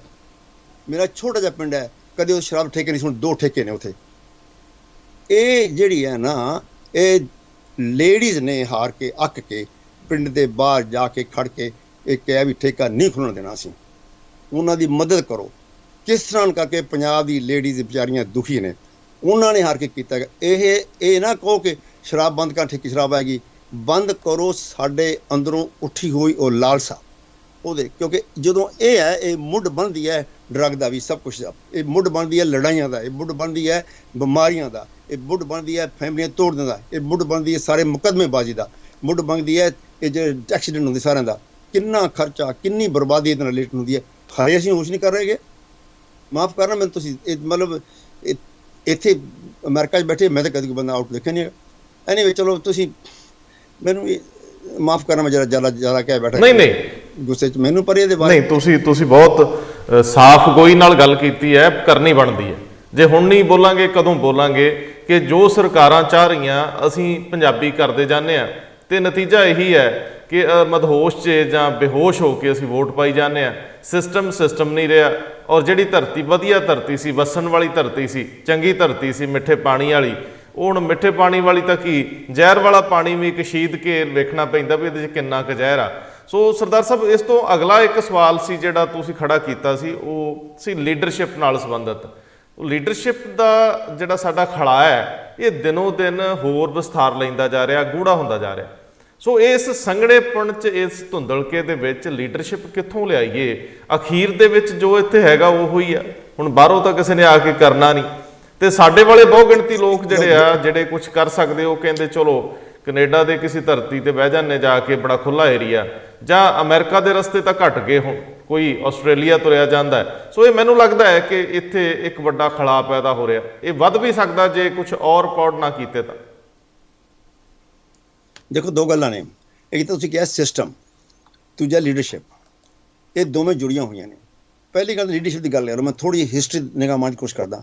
ਗੁਰੂ ਗੋਬਿੰਦ ਸਿੰਘ ਮਹਾਰਾਜ ਨੇ ਜਦੋਂ ਗੁਰੂ ਗ੍ਰੰਥ ਸਾਹਿਬ ਨੂੰ ਗੱਦੀ ਦਿੱਤੀ, ਉਦੋਂ ਡੰਕੇ ਦੀ ਚੋਟ ਨਾਲ ਕਿਹਾ ਕਿ ਇੱਦੋਂ ਮੁੜ ਕੇ ਇੱਕ ਇਨਸਾਨ ਦੀ, ਇੱਕ ਇੰਡੀਵਿਜੂਅਲ ਦੀ ਸ਼ਕਲ 'ਚ ਤੁਹਾਡਾ ਕੋਈ ਲੀਡਰ ਨਹੀਂ ਹੋਏਗਾ। ਇੱਕ ਜਲਦ ਇਹਦਾ ਮਤਲਬ ਸੀ ਦਾ ਇੰਡੀਵਿਜੂਅਲਸ਼ਿਪ ਵਾਸ ਕੰਪਲੀਟਲੀ ਡਿਸੋਲਵਡ। ਤੇ ਉਦੋਂ ਬਾਬੇ ਬੰਦੇ ਬਹਾਦਰ ਨੂੰ 5 ਪਿਆਰੇ ਦਿੱਤੇ ਸੀ ਕਲੈਕਟਿਵ ਵਿਜ਼ਡਮ ਲਈ, ਜਿਨ੍ਹਾਂ ਨੂੰ ਪੰਜਾਬ ਦੇ ਬਾਰੇ ਪਤਾ ਸੀ, ਕਿੱਥੇ ਹਥਿਆਰ ਹੈ, ਕਿੱਥੇ ਜਥੇ ਨੇ, ਕਿੱਥੇ ਕੋਈ ਨਹੀਂ, ਨਾਲ ਲੈ ਜਾ ਬਈ ਬਾਬੇ ਬੰਦੇ ਬਹਾਦਰ। ਉਹ ਕਲੈਕਟਿਵ ਵਿਜ਼ਡਮ ਨਾਲ ਬਾਬੇ ਬੰਦੇ ਨੇ ਸਟ੍ਰੈਟਜੀ ਕੀਤੀ, ਲੇਕਿਨ ਅਖੀਰ ਹਾਰ ਕੇ ਜਦੋਂ ਬਦਾਈ ਖਾਲਸਾ, ਦੈਤ ਖਾਲਸਾ ਬੜੀ ਲੰਬੀ ਚੌੜੀ ਹੈ, ਉਹ ਮੁਗਲ ਆਦਮੀ ਰਲ ਕੇ ਤੇ ਐਸਾ ਚੀਜ਼ ਕੀਤਾ, ਬੰਦੇ ਨੂੰ ਅਲੱਗ ਕਰਤੇ ਬਹਿ ਗਿਆ। ਜਦੋਂ ਕਲੈਕਟਿਵ ਵਿਜ਼ਡਮ ਨਹੀਂ ਪਿਆ, ਇਕੱਲਾ ਹੋ ਗਿਆ, ਉਦੋਂ ਉਹਦੀ ਜਿਵੇਂ ਫਾਲ ਹੋਈ, ਕਿੰਨੀ ਟ੍ਰੈਜਿਕ ਤੁਹਾਨੂੰ ਪਤਾ ਹੈ। ਉਸ ਤੋਂ ਬਾਅਦ ਸਾਡੇ ਨਾਲ ਇੱਕ ਮੈਂ ਦੱਸਣਾ ਚਾਹੁੰਦਾ ਇੱਕ ਜਿਹੀ ਐਗਜ਼ਾਮਪਲ ਕਿ ਕੱਲੀ ਲੀਡਰ, ਇੱਕ ਬੰਦੇ ਦੀ ਲੀਡਰਸ਼ਿਪ ਨਾਲ ਅਸੀਂ ਕਿਵੇਂ ਮਾਰ ਖਾਧੀ ਹੈ। ਕਲੈਕਟਿਵ ਵਿਜ਼ਡਮ ਹੁੰਦੀ, ਬਲਦੇਵ ਸਿੰਘ ਜਾਂਦਾ ਇੰਗਲੈਂਡ 'ਚ, ਉੱਥੇ ਉਹ ਦੇਣ ਨੂੰ, ਤੁਹਾਨੂੰ ਰਾਜ ਦੇਣ ਨੂੰ ਤਿਆਰ ਸੀਗੇ। ਉਹ ਇਹ ਗੱਲ ਕਾਨਫੀਡੈਂਸ਼ੀਅਲ ਨਹਿਰੂ ਨਾਲ ਕਿਨਾ ਸਾਂਝੀ ਕਰ ਬੈਠਾ ਹੈ, ਬਸ ਮਰ ਗਏ ਉੱਥੇ। ਜੇ ਕਿਤੇ ਉਹ ਕਹਿੰਦਾ ਨਹੀਂ ਵੀ ਠਹਿਰੋ, ਮੈਂ ਜਾ ਕੇ ਪਿੱਛੇ ਕਲੈਕਟਿਵ ਵਿਜ਼ਡਮ ਹੈ ਸਾਡੀ, ਇਕੱਠੇ ਫੈਸਲਾ ਕਰ ਲਈਏ, ਫਿਰ ਦੱਸੋ ਕੀ ਹੋਊਗਾ। ਉਹ ਇਕੱਲੇ ਬੰਦੇ ਨੇ ਫੈਸਲਾ ਕਰ ਲਿਆ, ਹੋ ਗਿਆ। ਉਦੋਂ ਬਾਅਦ ਜਦੋਂ ਪਾਰਟੀ 3-4 ਮਹੀਨੇ ਪਹਿਲਾਂ ਬੜੀ ਟੈਨਸ਼ਨ ਸੀ, ਬੜੀ ਮਨਾਈ ਹੋ ਰਹੀ ਸੀਗੀ, ਉਸ ਵੇਲੇ ਚਾਹੀਦਾ ਤਾਂ ਇਹ ਸੀਗਾ ਕਿ ਕਿਵੇਂ ਮਾਸਟਰ ਤਾਰਾ ਸਿੰਘ ਨੇ ਲਾਹੌਰ ਦੀ ਕਾਨਫਰੰਸ 'ਤੇ ਦੱਬ ਕੇ ਨਾਰਾ ਮਾਰਿਆ, ਪਾਕਿਸਤਾਨ ਮੁਰਦਾਬਾਦ, ਪਾਕਿਸਤਾਨ ਮੁਰਦਾਬਾਦ। 2 ਮਹੀਨੇ ਬਾਅਦ ਕੱਟਬੜ ਸ਼ੁਰੂ ਹੋ ਗਈ। ਉਹ ਇਕੱਲੇ ਬੰਦੇ ਨੇ ਸਰਟੀਫਿਕੇਟ ਕਰਦੇ ਨੇ, ਬੜੀਆਂ ਕਾਰੋਬਾਰੀਆਂ ਉਹਦੀਆਂ, ਮੈਂ ਨਹੀਂ ਕਹਿੰਦਾ ਨਹੀਂ, ਪਰ ਕਈ ਦਫੇ ਇੱਕ ਕਿਸਾਨ ਦੇ ਥਰੂ ਇੱਕ ਐਸੀ ਡਿਸਟੈਂਸ ਹੋ ਜਾਂਦੀ ਹੈ ਕਿ ਸਦੀਆਂ ਉਹਦੀ ਸਜ਼ਾ ਪਾਉਂਦੀਆਂ ਨੇ। ਉਸ ਤੋਂ ਬਾਅਦ ਸਾਡਾ ਪੰਜਾਬ ਹੋਇਆ, ਆ ਗਿਆ ਪ੍ਰਤਾਪ ਸਿੰਘ ਕੈਰੋਂ। ਮੈਨੂੰ ਸਮਝ ਨਹੀਂ ਆਉਂਦੀ ਕਿ ਇੱਕ ਲੀਡਰਸ਼ਿਪ ਲੈ ਸਾਰਾ ਪੰਜਾਬ ਦਾ ਪਾਣੀ ਰਾਜਸਥਾਨ ਕਨਾਲ ਵੇਚਤੀ ਚੀਫ ਮਿਨਿਸਟਰ ਲੈਣ ਲਈ, ਉਹ ਪੰਜਾਬ ਦੀ ਹਿੱਕ ਚੀਰ ਕੇ ਜਾਂਦੀ ਹੈਗੀ ਹੈ, ਸਾਨੂੰ ਇੱਕ ਡਰਾਪ ਨਹੀਂ ਮਿਲਦਾ ਗਾ। ਇਕੱਲੇ ਉਸ ਬੰਦੇ ਡਿਸੀਜਨ ਹੈ ਪ੍ਰਤਾਪ ਸਿੰਘ ਕੈਰੋਂ ਦਾ। ਉਸ ਤੋਂ ਬਾਅਦ ਆਇਆ, ਮੈਂ ਮਾफ़ ਕਰਨਾ, ਮੈਂ ਗਰੁੱਪ ਮਾफ़ ਕਰਨਾ, ਮੈਂ ਨਹੀਂ ਇਸ ਗੱਲ 'ਚ ਪੈਂਦਾ ਕੌਣ ਚੰਗਾ ਕੌਣ ਮਾੜਾ ਹੈਗਾ। ਅੱਜ ਤੱਕ ਦਰਬਾਰ ਸਾਹਿਬ 'ਤੇ ਅਸੀਂ ਹਮੇਸ਼ਾ ਉਹਨੂੰ ਲਿਬਰੇਟ ਕਰਨ ਲਈ ਗਏ ਆਂਗੇ। ਜਦੋਂ ਰਸੇ ਰੰਗਣ ਨੇ ਕਿਸੇ ਨੇ ਪਾਇਆ, ਅਸੀਂ ਜਾ ਕੇ ਕਰਾਇਆ ਬਾਬਾ ਦੀਪ ਸਿੰਘ ਗਏ। ਕਦੇ ਵੀ ਅਸੀਂ ਇਹ ਨਹੀਂ ਕੀਤਾ ਕਿ ਲੈ ਵੀ ਅਸੀਂ ਜਿਵੇਂ ਸਾਬੇਕ ਸਿੰਘ ਨੇ ਫੋਰਟੀਫਿਕੇਸ਼ਨ ਕੀਤੀ, ਬੜੀ ਕਮਾਲ ਦੀ ਗੱਲ ਕੀਤੀ, ਦੇ ਨੋ ਡਾਊਟ ਉਹ ਬੰਦੇ ਨੇ ਬਹਾਦਰੀ ਐਸੀ ਦਿਖਾਈ ਕਿ ਦੰਗ ਰਹਿ ਗਏ ਲੋਕ। ਪਰ ਫਿਰ ਵੀ ਘੱਟ ਤੋਂ ਘੱਟ ਐਡੀ ਵੱਡੀ ਆਰਮੀ ਆ, ਅਸੀਂ ਸਿਟਿੰਗ ਰੱਖ ਸਾਂਗੇ। ਅਸੀਂ ਗੁਰੂ ਗੋਬਿੰਦ ਸਿੰਘ ਮਹਾਰਾਜ ਨੇ ਭਿਆਣੀ ਜਾ ਕੇ ਯੁੱਧ ਕੀਤਾ, ਇਹ ਨਹੀਂ ਕਿਹਾ ਕਿ ਆਓ ਵੀ ਕੇਸ ਕਢਾ ਕੇ ਬਣਾਵਾਂਗੇ ਫੌੜੀ ਵਿੱਚ ਸਾਨੂੰ ਇਹਦਾ ਮੁਕਾਬਲਾ ਕਰਾਂਗੇ। ਬਕਾਇਦਾ ਤੌਰ 'ਤੇ ਅਨੰਦਪੁਰ ਸਾਹਿਬ 'ਤੇ ਕਿਲੇ ਬਣਾਏ, ਲੋਹਗੜ੍ਹ ਦਾ, ਉੱਥੇ ਲੜਾਈ ਕੀਤੀਆਂ। ਕਦੇ ਇੱਦਾਂ ਹੋਇਆ ਕਿ ਅਸੀਂ ਰਿਲੀਜੀਅਸ ਜਗ੍ਹਾ ਨੂੰ ਫੋਰਟੀਫਾਈ ਕਰਕੇ, no matter how justify we are, I'm not getting into this one, ਸਿਰਫ ਮੈਂ ਕਹਿੰਦਾ ਘੱਟ ਤੋਂ ਘੱਟ ਕੁਛ ਤੇ ਸੋਚਣਾ ਸੀ। ਕੌਮ ਦਾ ਘਾਣ ਕਰਾ ਕੇ ਬਹਿ ਗਏ ਅਸੀਂ, ਕਿੱਥੇ ਖੜ ਗਏ ਇਸ ਵੇਲੇ ਅਸੀਂ? ਇੰਨੀ ਬਰਬਾਦੀ, ਇੰਨੀ ਕੁਛ ਜੋ ਮਾਲਕ ਨੂੰ ਪਾਈ ਹੋ ਗਿਆ। ਮੈਂ ਨਹੀਂ ਇਸ ਗੱਲ 'ਚ ਪੈਂਦਾ ਕਿਹੜਾ ਸੱਚ ਕਹਿ ਸੀ, ਠੀਕ ਹੈ, ਉਹਨੇ ਬਹਾਦਰੀ ਕੀਤੀ, ਇੱਕ ਗੱਲ 'ਤੇ ਖੜ ਕੇ ਕੀਤੀਆਂ, ਅਤੇ ਇਹਨਾਂ ਦੀ ਛੱਕੇ ਛੜਾਏ, ਇੱਕ ਤਰ੍ਹਾਂ ਨਾਲ ਸਿੱਖੀ ਇਲਾਜ ਰੱਖੀ। ਪਰ ਲੇਕਿਨ ਇੰਨਾ ਤਾਂ ਸੋਚਣਾ ਸੀਗਾ ਵੀ ਇਹਦਾ ਅਸਰ ਕੀ ਹੋਣਾ, ਕਿੱਥੇ ਕੀ ਕਰ ਰਹੇ ਅਸੀਂ ਬੈਠੇ। ਉਹ ਵੀ ਇੱਕ ਇੰਡੀਵਿਜੂਅਲ ਸਾਬੇਕ ਸਿੰਘ ਦੇ। ਉਸ ਤੋਂ ਬਾਅਦ ਫਿਰ ਇੱਕ ਇੰਡੀਵਿਜੂਅਲ ਆਇਆ, ਇਕੱਲੇ ਬੰਦੇ ਨੇ ਫਿਰ ਫੈਸਲਾ ਕੀਤਾ, ਓਕੇ ਜੀ ਅਸੀਂ ਹੁਣ ਫੈਸਲਾ ਕਰ ਰਹੇ ਹਾਂ ਜੀ, ਅਸੀਂ ਇਕੱਲੇ। ਮੈਂ ਲੰਬੀ ਸਟੋਰੀ ਕਰ ਬੈਠਾ, ਇੱਥੇ ਰੋਕੋ ਇਸ ਗੱਲ ਨੂੰ। ਜਿੰਨਾ ਚਿਰ ਅਸੀਂ ਇਹ ਸੋਚਦੇ ਰਹਾਂਗੇ ਕਿ ਕੋਈ ਕ੍ਰਿਜ਼ਮੈਟਿਕ ਲੀਡਰ ਆਏਗਾ ਉਹ ਕਰੇਗਾ, ਕਦੇ ਵੀ ਇੱਦਾਂ ਨਹੀਂ ਹੋਣਾ ਗਾ। ਜਿੱਥੇ ਕਿਤੇ ਡਿਸੀਜਨ ਲੈਣਾ ਹੈ, ਤੁਸੀਂ ਕਲੈਕਟਿਵ ਵਿਜ਼ਡਮ ਕਰੋ। ਐਕਸਪਰਟ ਜਿਨ੍ਹਾਂ ਨੂੰ ਉਸ ਏਰੀਆ ਦਾ ਐਕਸਪਰਟ ਹੈਗਾ, ਅੱਜ ਬਿਲਕੁਲ ਅਨਪੜ੍ਹ ਬੰਦੇ ਆ, ਐਜੂਕੇਸ਼ਨ ਮਿਨਿਸਟਰ ਬਣ ਰਿਹਾ, ਇੱਦਾਂ ਐਜੂਕੇਸ਼ਨ ਚਲਾਓਗੇ ਤੁਸੀਂ? ਹਮੇਸ਼ਾ ਹੀ ਇੱਕ ਬੰਦੇ ਨੂੰ ਸਾਰਾ ਪਾਵਰ ਨਾ ਦਿਓ। ਔਰ ਉਦੋਂ ਹੀ ਪੰਜਾਬ ਦਾ ਹੋਏਗਾ ਜੇ ਪੰਜਾਬ ਦੇ ਵਿੱਚ ਹਾਈਲੀ ਕੁਆਲੀਫਾਈਡ ਬੰਦੇ, ਟੈਕਨੀਕਲ ਬੰਦੇ ਲੈ ਕੇ ਆਓ। ਐਜੂਕੇਸ਼ਨ ਹਾਈਲੀ ਕੁਆਲੀਫਾਈਡ ਐਜੂਕੇਸ਼ਨ ਬੰਦੇ ਹੋਣ ਪਿੱਛੇ, ਇੱਕ ਤਾਂ ਥਿੰਕ ਟੈਂਕ ਬਣੇ ਹੋਣ, ਉਹਦੇ ਹਿਸਾਬ 'ਤੇ ਪੰਜਾਬ ਦਾ ਨਤਾਰਾ ਹੋਏਗਾ। ਲੇਕਿਨ ਲੀਡਰਸ਼ਿਪ ਇਕੱਲੀ ਨੂੰ ਕਰ ਬਿਲਕੁਲ ਕੰਮ ਨਹੀਂ ਬਣਨਾ। ਦੂਜੇ ਰਿਹਾ ਸਿਸਟਮ। ਅੱਜ ਕੱਲ੍ਹ ਪਤਾ ਕੀ ਹੋ ਰਿਹਾ, ਸਿਸਟਮ ਹੈ ਇੱਕ ਜਿਹਦੇ ਨਾਲ ਕਿ ਤੁਹਾਡਾ ਕੰਮ ਆਟੋਮੈਟਿਕਲੀ ਹੋਣਾ ਚਾਹੀਦਾ ਹੈ, ਲੇਕਿਨ ਜਿੰਨੇ MLA ਦੇ ਪੋਲੀਟੀਸ਼ੀਅਨ ਨੇ ਉਹ ਇੰਨਾ ਈਗੋ ਸੈਂਟਰ ਬਣ ਜਾਂਦੇ ਹੌਲੀ ਹੌਲੀ। ਉਹ ਕਹਿੰਦੇ ਨੇ ਤੁਸੀਂ ਮੈਨੂੰ ਵੋਟ ਪਾਓ ਕਿਉਂਕਿ ਮੈਂ ਤੁਹਾਡਾ ਕੰਮ ਕਰਾ ਦਾਂਗਾ। ਇਹ ਕੰਮ ਤਾਂ ਸਿਸਟਮ ਥਰੂ ਹੋਣਾ ਚਾਹੀਦਾ, ਲੇਕਿਨ ਹੌਲੀ ਹੌਲੀ ਸਾਡੇ ਦਿਮਾਗ 'ਚ ਪਾਤਾ। ਔਰ ਸਾਡੇ 'ਚ ਖੁਦਗਰਜ਼ੀ ਵੀ ਇੰਨੀ ਜ਼ਿਆਦਾ ਹੈ, ਸਾਡੀ ਪਬਲਿਕ ਵੀ ਲਿਬੜ ਚੁੱਕੀ ਹੈ। ਇਕੱਲੇ ਉਹਨਾਂ ਨੂੰ ਮੈਂ ਨਾਮ ਨਹੀਂ ਦੇ ਰਿਹਾ, ਅਸੀਂ ਲੋਕ ਵੀ ਲਿਬੜ ਚੁੱਕੇ ਹਾਂ। ਅਸੀਂ ਇਹਨੇ ਖੁਦ ਗਰ ਜਾਾਂਗੇ ਕਿ ਆਪਣਾ ਕੰਮ ਕਰਾਉਣ ਲਈ ਜਦ ਵੋਟਾਂ ਪਾਏ ਤੂੰ ਆਪਣੇ ਮੇਰੇ ਕੰਮ ਕਰਾਏਗਾ ਜਾਂ ਤੂੰ ਐਮਐਲਏ ਨੇ ਕੀ ਤਾਕਤ ਕੰਮ ਕਰਾਵੇ? ਉਹ ਸਾਡਾ ਸਰਵੈਂਟ ਹੈਗਾ। ਉਹ ਉਲਟਾ ਸਾਨੂੰ ਚਿੰਤਾ ਕਰ ਰਿਹਾ ਵੀ ਉਹ ਕਹਿੰਦੇ ਅਸੀਂ ਸਿਸਟਮ ਬਣ ਗਏ ਆ, ਤੁਹਾਡਾ ਕੰਮ ਕਰਾਵਾਂਗੇ। ਇੱਥੇ ਸਾਨੂੰ ਕਦੇ ਕਿਸੇ ਪੋਲੀਟੀਸ਼ੀਅਨ ਕੋਲ ਜਾਣ ਦੀ ਲੋੜ ਨਹੀਂ ਪੈਂਦੀ। ਅਮਰੀਕਾ 'ਚ ਕਿਸੇ ਹੋਰ ਕੋਲ ਨਹੀਂ ਜਾਣ ਨਹੀਂ ਪੈਂਦੀ ਕਿ ਸਿਸਟਮ ਬਣਿਆ, ਆਪਣੇ ਮੇਰੀ ਐਪਲੀਕੇਸ਼ਨ ਤੁਰੀ ਜਾਂਦੀ ਕਰੀ ਜਾਂਦੀ ਹੈ। ਮੈਂ ਇੱਕ ਦਫਾ ਇਸ ਗੱਲ ਬਾਰੇ ਕਾਫੀ ਮੇਰੀ ਬਹਿਸ ਹੋਈ ਹੈ ਪੰਜਾਬ ਦੇ ਵਿੱਚ। ਮੈਂ ਉਹਨੂੰ ਕਿਹਾ, ਉੱਥੇ ਸੈਕਟਰੀ ਮਿਲਿਆ ਸੀ, ਮੈਂ ਨਾਂ ਨਹੀਂ ਕਿਸੇ ਲੈਣਾ ਚਾਹੁੰਦਾ, ਮੈਂ ਕਿਹਾ ਮਿਹਰਬਾਨੀ ਕਰਕੇ ਪਲੀਜ਼ ਤੁਸੀਂ ਇੱਕ ਕੰਮ ਕਰੋ ਵੀ ਕੋਈ ਵੀ ਐਪਲੀਕੇਸ਼ਨ 3 ਦਿਨਾਂ ਤੋਂ ਬਾਅਦ ਕਿਸੇ ਡੈਸਕ ਤੇ ਨਾ ਰਹੇ, ਅੱਗੇ ਤੁਰੇ। ਉਹ ਕਹਿੰਦਾ ਜੇ ਇੱਦਾਂ ਨਹੀਂ ਹੋਏਗਾ, ਇੱਦਾਂ ਕਿਸ ਤਰ੍ਹਾਂ ਹੋਏਗਾ, ਤਾਂ ਉਹ ਕਰੇਗਾ, ਲੋਕ ਮਗਰ ਪੈ ਜਾਣਗੇ। ਇੱਥੇ ਕੋਈ ਸਿਸਟਮ ਨਹੀਂ, ਸਿਸਟਮ ਇਹ ਬਣ ਗਏ ਨੇ। ਲੋਕਾਂ ਨੂੰ ਹੋਸ਼ ਕਰਕੇ ਜਾਗਣਾ ਪੈਣਾ। ਤੂੰ ਕੌਣ ਹੁੰਦਾ ਮੇਰਾ ਕੰਮ ਕਰਾਉਣਾ ਹੋਏ? ਜੇ ਮੇਰਾ ਕੰਮ ਸੱਚਾ ਸੋਚਿਆ ਤੇ ਹੋਣਾ ਚਾਹੀਦਾ, ਵੈਸੇ ਵੀ ਹੋਣਾ ਚਾਹੀਦਾ ਸਿਸਟਮ ਬਣਾਈ। ਜੇ ਨਹੀਂ ਸੱਚਾ ਸਿਸਟਮ ਮੈਨੂੰ ਮੋੜ ਕੇ ਦੇਵੇ ਵੀ ਇਹ ਗਲਤੀ ਭਾਈ, ਲੇਕਿਨ ਤੁਸੀਂ ਕੌਣ ਹੋ ਮੇਰਾ ਕੰਮ ਕਰਾਉਣ ਵਾਲੇ? ਤੁਸੀਂ ਤਾਂ ਸਾਨੂੰ ਸਰਵ ਕਰਨ ਵਾਲੇ ਹੋ। ਤੁਸੀਂ ਉਲਟਾ ਸਿਸਟਮ ਬਣ ਕੇ ਸਾਨੂੰ ਸਰਵ ਕਰਨ ਦੀ ਬਜਾਏ ਸਾਨੂੰ ਤੁਸੀਂ ਗੁਲਾਮ ਬਣਾ ਲਿਆ। ਅਸੀਂ ਸਲੇਬ ਬਣ ਗਏ ਉਲਟਾ। ਤੁਸੀਂ ਹੈਰਾਨ ਹੋਵੋਗੇ ਕਿ ਪੰਜਾਬ ਦੇ ਵਿੱਚ 2 ਗੱਲਾਂ ਤੇ ਇਲੈਕਸ਼ਨ ਲੜੇ ਜਾਂਦੇ ਨੇ। ਇੱਕ ਤਾਂ ਦਿਓ ਜੀ ਖੂਬ ਸ਼ਰਾਬ ਸਭ ਦਿਓ, ਦੂਜਾ ਮੈਂ ਤੁਹਾਡਾ ਕੰਮ ਕਰਾਵਾਂਗਾ। ਇਹ ਕਹਿਣਾ ਕਿਸੇ ਦਾ ਕਿ ਮੈਂ ਤੁਹਾਡਾ ਕੰਮ ਕਰਾਵਾਂਗਾ, ਇੱਥੇ ਤਾਂ ਡੁੱਬ ਰਹੇ ਹਾਂ ਅਸੀਂ। ਇਹ ਸਿਸਟਮ ਸਾਡਾ ਰਾਟਨ ਹੋ ਚੁੱਕਿਆ। ਇੱਥੇ NRI ਸਭਾ ਹੋ ਗਈ ਪੰਜਾਬ 'ਚ, ਆਓ ਜੀ NRI ਤੁਸੀਂ ਪੰਜਾਬ 'ਚ ਕਿੰਨਾ ਪੈਸਾ ਲਾਓ, ਉਹ ਕਰੋ ਉਹ ਕਰੋ। ਇੱਕ ਬੰਦਾ ਖੜਾ ਹੋ ਗਿਆ, ਦੱਸੀ ਉਹਨੇ ਗੱਲ। ਉਹ ਕਹਿੰਦਾ ਜੀ ਮੈਂ ਤੁਹਾਨੂੰ ਦੱਸਾਂ ਗੱਲ, ਮੈਂ ਜਦੋਂ ਇੱਥੇ ਸੀ ਨਾ ਮੈਨੂੰ ਕੋਈ ਜੌਬ ਨਹੀਂ ਮਿਲਦਾ ਸੀ, ਮੈਂ ਗਿਆ ਅਮਰੀਕਾ 'ਚ $10 ਜੇਬ 'ਚ ਪਾ ਕੇ। ਉੱਥੇ ਸਿਸਟਮ ਇੱਦਾਂ ਹੈ ਕਿ ਮਿਹਨਤ ਕਰੋ ਤੁਹਾਨੂੰ ਦਾ ਫਲ ਮਿਲਣਾ ਹੈ। ਕੋਈ ਕਿਸੇ ਦੀ ਅੜਚਨ ਨਹੀਂ, ਕਿਸੇ ਜੂਹਗੀਰੀ ਨਹੀਂ ਕਰਨੀ ਪੈਂਦੀ। ਅੱਜ ਮੈਂ 10 ਦਿਨਾਂ ਤੋਂ ਲੈ ਕੇ ਇੰਨਾ ਅਮੀਰ ਬਣ ਗਿਆ। ਅੱਜ ਤੁਸੀਂ ਮੈਨੂੰ ਸੱਜ ਰਹੇ ਵੀ ਆ ਜਾ ਭਾਈ ਜੀ ਸੱਚ ਕੇ। ਕਹਿੰਦੇ ਫਰਕ ਪਤਾ ਕੀ ਹੈਗਾ ਉੱਥੇ ਮੈਂ ਕਿਉਂ ਇੰਨਾ ਕਾਮਯਾਬ ਹੈ? ਕੋਈ ਸਿਸਟਮ ਸੀ ਚੰਗਾ ਉੱਥੇ। ਤੁਸੀਂ ਐਂ ਕਰੋ ਮਿਹਰਬਾਨੀ ਕਰਕੇ ਚੀਫ ਮਿਨਿਸਟਰ ਸਾਹਿਬ, ਉਹ ਸਿਸਟਮ ਇੱਥੇ ਬਣਾ ਦਿਓ, ਮਜ਼ਾ ਆਉਣਾ। ਜੇ ਸਿਸਟਮ ਇੱਥੇ ਨਹੀਂ ਬਣਨਾ ਮੈਂ ਕਿਉਂ ਆਵਾਂ ਪੰਜਾਬ 'ਚ? ਕਿੰਨੇ ਬੰਦੇ ਗਏ। ਮੇਰਾ ਇੱਕ ਦੋਸਤ, ਮੈंने ਆਪਣੀ ਲਿਖੀ ਬ੍ਰਿਜ ਬਣਾਉਣੇ ਸੀਗੇ, ਉਹ ਕਰੋਨਾ ਪੇ ਖਾ ਕੇ ਹਾਰ ਕੇ ਚਲਾ ਗਿਆ। ਇਸ ਕਰਕੇ ਮੈਂ ਤੁਹਾਨੂੰ ਕਹਿਣਾ ਹਾਂਗਾ ਕਿ ਪਲੀਜ਼ ਨਾ ਤਾਂ ਲੀਡਰਸ਼ਿਪ ਇਕੱਲੇ ਬਾਰੇ ਉਹਦੀਆਂ ਲਾਣਾ ਚੱਟੋ ਨਾ ਲੱਗੋ, ਨਾ ਕਿਸੇ MLA ਪਿੱਛੇ। ਹੋਸ਼ ਕਰੋ, ਖੜੇ ਹੋ, ਉਹਨੂੰ ਕਹੋ ਦੇਖ ਤੂੰ ਮੇਰਾ ਕੰਮ ਨਹੀਂ ਕਰਾਉਣਾ, ਤੂੰ ਸਿਸਟਮ ਠੀਕ ਕਰ ਦੇ। ਜੇ ਤੂੰ ਕੁਛ ਕਰਨਾ ਸਾਡੇ ਵਾਸਤੇ ਸਿਸਟਮ ਠੀਕ ਕਰ। ਆ ਬਾਬੂ ਪੁਣਾ ਜੋ ਕਰਨਾ ਹੈ ਇਸਕਾ ਖਤਮ ਕਰ, ਤਾਂ ਗੱਲ ਬਣਨੀ ਹੈ। ਅਦਰਵਾਈਜ਼ ਤਾਂ ਇਸ ਵੇਲੇ ਅਨਫੋਰਚੂਨੇਟਲੀ ਅਸੀਂ ਆਪ ਖੁਦ ਲਿਬੜ ਚੁੱਕੇ ਹਾਂ। ਸਾਡੇ ਬੰਦੇ ਆਪਣੇ ਖੁਦ ਗਰਜ ਕੀ ਨਹੀਂ ਕਰਨ ਨੂੰ ਤਿਆਰ। ਅਸੀਂ ਉੱਥੇ ਪੰਜਾਬ ਦੀ ਭਲਾਈ, ਪੰਜਾਬ ਦੇ ਅਰਕਨ ਜੀ, ਇਹ ਨਾ ਸਮਝੋ ਕਿ ਅਸੀਂ ਤਾੜੀ ਦੋਵਾਂ ਨਾਲ ਵੱਜਦੀ ਹੈ। ਅਸੀਂ ਵੀ ਇੰਨੇ ਜੁੜ ਚੁੱਕੇ ਹਾਂਗੇ। ਸਾਰੇ ਪਾਸੇ ਤੁਹਾਨੂੰ ਆਪਣੇ ਮੰਜੇ ਥੱਲੇ ਬੋਕਰ ਮਾਰਨੀ ਪੈਣੀ ਹੈ ਅਤੇ ਇਹਨਾਂ ਨੂੰ ਦੇਣਾ ਪੈਣਾ ਜੇ ਕੁਝ ਕਰਨਾ ਪੈਣਾ। ਮੇਰਾ ਪ੍ਰਪੋਜ਼ਲ ਤਾਂ ਇਹ ਹੈਗਾ ਕਿ ਜਦੋਂ ਕੋਈ ਵੀ ਤੁਹਾਨੂੰ ਆ ਕੇ ਕਹਿੰਦਾ ਨਾ ਕਿ ਤੁਸੀਂ ਕਿਉਂ ਕਰਾਓ ਕੰਮ ਜੀ, ਕੰਮ ਦਾ ਸਿਸਟਮ ਵਾਲੀ ਦਾ ਤਰਿਆ ਹੋਇਆ, ਇਹਨੂੰ ਪੁੱਛੋ ਇਸ ਸਵਾਲ ਤੋਂ, ਫਿਰ ਦੇਖੋ ਕੀ ਕਹਿੰਦੇ ਨੇ। ਸਰਦਾਰ ਹਾਂ ਸਰਦਾਰ ਸਾਹਿਬ, ਤੁਸੀਂ ਜੋ ਕਿਹਾ ਇਹ ਸੱਚ ਹੈ ਔਰ ਇਹੀ ਜ਼ਮੀਨੀ ਹਕੀਕਤ ਹੈ। ਲੇਕਿਨ ਥੋੜਾ ਜਿਹਾ ਮੈਂ ਤੁਹਾਡੇ ਤੋਂ ਇਹ ਵਿਊ ਪੁਆਇੰਟ ਲੈਣਾ ਚਾਹੁੰਦਾ, ਪੱਖ ਲੈਣਾ ਚਾਹੁੰਦਾ ਕਿ ਅਸੀਂ ਪਿਛਲੇ ਦਿਨਾਂ ਤੋਂ ਲਗਭਗ ਕੁਝ ਮਹੀਨਿਆਂ ਤੋਂ ਕੋਸ਼ਿਸ਼ ਕਰ ਰਹੇ ਹਾਂ ਕਿ ਜਿਹੜੇ ਇੰਟੈਲੈਕਚੁਅਲਸ ਨੇ ਪੰਜਾਬ ਦਾ ਦਰਦ ਰੱਖਦੇ ਆ ਔਰ ਇਹਦੀ ਨਬਜ਼ ਨੂੰ ਟਟੋਲ ਕੇ ਦੇਖਦੇ ਆ ਕਿ ਇਹਦੇ 'ਚ ਹੈ ਕੀ। ਸੋ ਉਹਨਾਂ ਲੋਕਾਂ ਨਾਲ ਗੱਲਬਾਤ ਹੋਈ ਔਰ ਅਸੀਂ ਇਹ ਹੌਲੀ ਹੌਲੀ ਇੱਕ ਦਿਸ਼ਾ 'ਚ ਜਾ ਰਹੇ ਸੀ, ਮੋਮੈਂਟਮ ਬਿਲਡ ਕਰ ਰਹੇ ਸੀ ਕਿ ਕਿਉਂ ਨਾ ਜਿਹੜੇ ਸਾਡੇ ਨੀਤੀਗਤ ਫੈਸਲੇ ਲੈਣ ਦੇ ਕਾਬਲ ਲੋਕ ਆ ਉਹ ਪੰਜਾਬ ਲਈ ਕੋਈ ਨੀਤੀ ਬਣਾ ਕੇ ਦੇਣ। ਤੇ ਉਸ ਤੋਂ ਬਾਅਦ ਜਦੋਂ ਅਗਲੀ ਇਲੈਕਸ਼ਨ ਆਉਂਦੀ ਆ ਉਸ ਤੋਂ ਪਹਿਲਾਂ 117 ਬੰਦਿਆਂ ਦੀ ਖੋਜ ਉਸੇ ਆਧਾਰ ਤੇ ਹੋਵੇ ਜਿਵੇਂ UPSC ਜਾਂ ਕੋਈ ਹੋਰ ਵੱਡੇ ਅਧਿਕਾਰੀ ਚੁਣਨ ਲਈ ਇੰਟਰਵਿਊਜ਼ ਹੁੰਦੀਆਂ ਤੇ ਉਹ ਪਬਲਿਕ ਡੋਮੇਨ 'ਚ ਜਾਣ, ਲਾਈਵ ਕੀਤੇ ਜਾ ਸਕਦੇ। ਅੱਜ ਕੱਲ੍ਹ ਬੜੇ ਸਾਰੇ ਪਲੇਟਫਾਰਮ ਆ, ਲੋਕ ਵੀ ਦੇਖਣ ਕਿ ਸਾਡੇ ਹਲਕੇ ਤੋਂ ਕਿੰਨਾ ਲੋਕਾਂ ਨੇ MLA ਬਣ ਲਈ, ਅਪਲਾਈ ਕੀਤਾ, ਫਿਰ ਉਹਨਾਂ ਦੀ ਇੰਟਰਵਿਊ ਦੇ ਵਿੱਚ ਉਹਨਾਂ ਦੀ ਕਾਬਲੀਅਤ ਕੀ ਸੀ, ਉਹਨਾਂ ਦਾ ਵਿਜ਼ਨ ਕੀ ਸੀ, ਸਵਾਲਾਂ ਦੇ ਜਵਾਬ ਕਿਵੇਂ ਦਿੰਦੇ।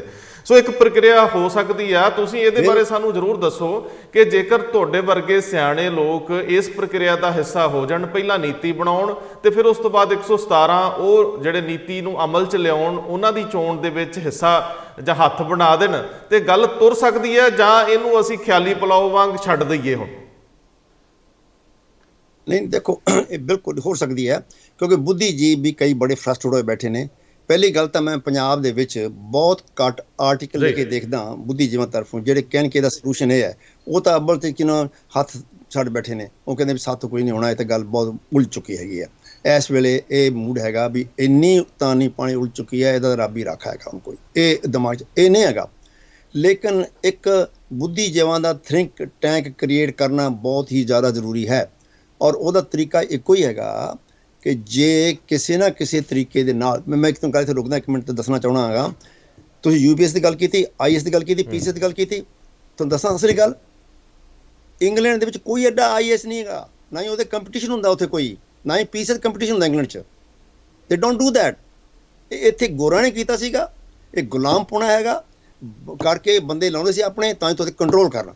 ਇਹਦੇ ਵਿੱਚ ਬਿਲਟ ਇਨ ਸਿਲੇਬਸ ਮੈਂਟੈਲਿਟੀ ਹੈ ਵੀ ਮੈਂ DC ਹਾਂਗਾ, ਮੈਂ ਕਿਉਂਕਿ ਐਗਜ਼ਾਮ ਪਾਸ ਕੀਤਾ। ਮੈਂ ਨਹੀਂ ਕਹਿੰਦਾ ਸਾਰੇ ਮਾਰੇ ਨੇ, ਕਈ ਬੜੇ ਕਮਾਲ ਦੇ ਨੇ ਪੰਨੂ ਸਾਹਿਬ ਵਰਗੇ, ਪਰ ਗੱਲ ਇਹ ਹੈਗੀ ਹੈ ਕਿ ਜਦੋਂ ਕਿ ਇਹ ਸਿਸਟਮ ਉੱਥੇ ਹੈ ਨਹੀਂ ਗਾ, ਸਾਡੇ 'ਤੇ ਕਿਉਂ ਲਾਇਆ ਗਿਆ ਅੰਗਰੇਜ਼ਾਂ ਨੇ? ਅਸੀਂ ਉਹੀ ਤੁਰੇ ਫਿਰਦੇ ਹਾਂ, ਕਿਉਂਕਿ ਅਸੀਂ ਇਹ ਦੇਖਣਾ ਚਾਹੁੰਦੇ ਹਾਂ ਕਿ ਜਿਹੜਾ ਬੰਦਾ ਇੱਕ ਪਰਡ ਦੀ ਪੈੜੀ ਚੱਕ ਕੇ ਨਾ ਕਿਤੇ ਫਿਰ ਉੱਥੇ ਪਹੁੰਚਿਆ ਹੋਵੇ, ਆਪ ਉੱਦਾਂ ਹੀ ਮੱਥਾ ਮਾਰਿਆ ਹੋਵੇ ਜ਼ਮੀਨ ਦੇ ਵਿੱਚ, ਉੱਦਾਂ ਹੀ ਕੀਤਾ ਹੋਵੇ, ਫਿਰ ਕਿਤੇ ਅਗਾਂਹ ਅਫਸਰੀ ਬਣਿਆ ਹੋਵੇ ਤੇ ਉਹਨੂੰ ਦਰਦ ਹੁੰਦਾ ਹੈ। ਇਸੇ ਤਰ੍ਹਾਂ ਹੀ ਨਾਲ ਨਾ ਇਹ ਜਿਹੜਾ ਸਿਸਟਮ ਹੈ ਨਾ, ਸਿਸਟਮ ਇਹ ਅਸੀਂ ਗੁਲਾਮਪਣਾ ਖਰੀਦਾ ਹੋਇਆ, ਅਸੀਂ ਉਹਦੇ ਬੇਸ 'ਤੇ ਸਾਰਾ ਕੁਛ ਕਰੀ ਜਾ ਰਹੇ ਹਾਂ। ਜਦੋਂ ਸਾਰੇ ਕੰਮ SGPs ਦੇ ਕਹਿੰਦੇ ਇਲੈਕਸ਼ਨ ਹੋਏ ਨਾ 1920 ਦੇ, ਤੇ ਕਹਿੰਦੇ ਜੀ ਤੁਸੀਂ ਇਲੈਕਸ਼ਨ ਕਰਕੇ ਆਪਣੇ ਬੰਦੇ ਚੁਣਿਆ ਕਰੋ।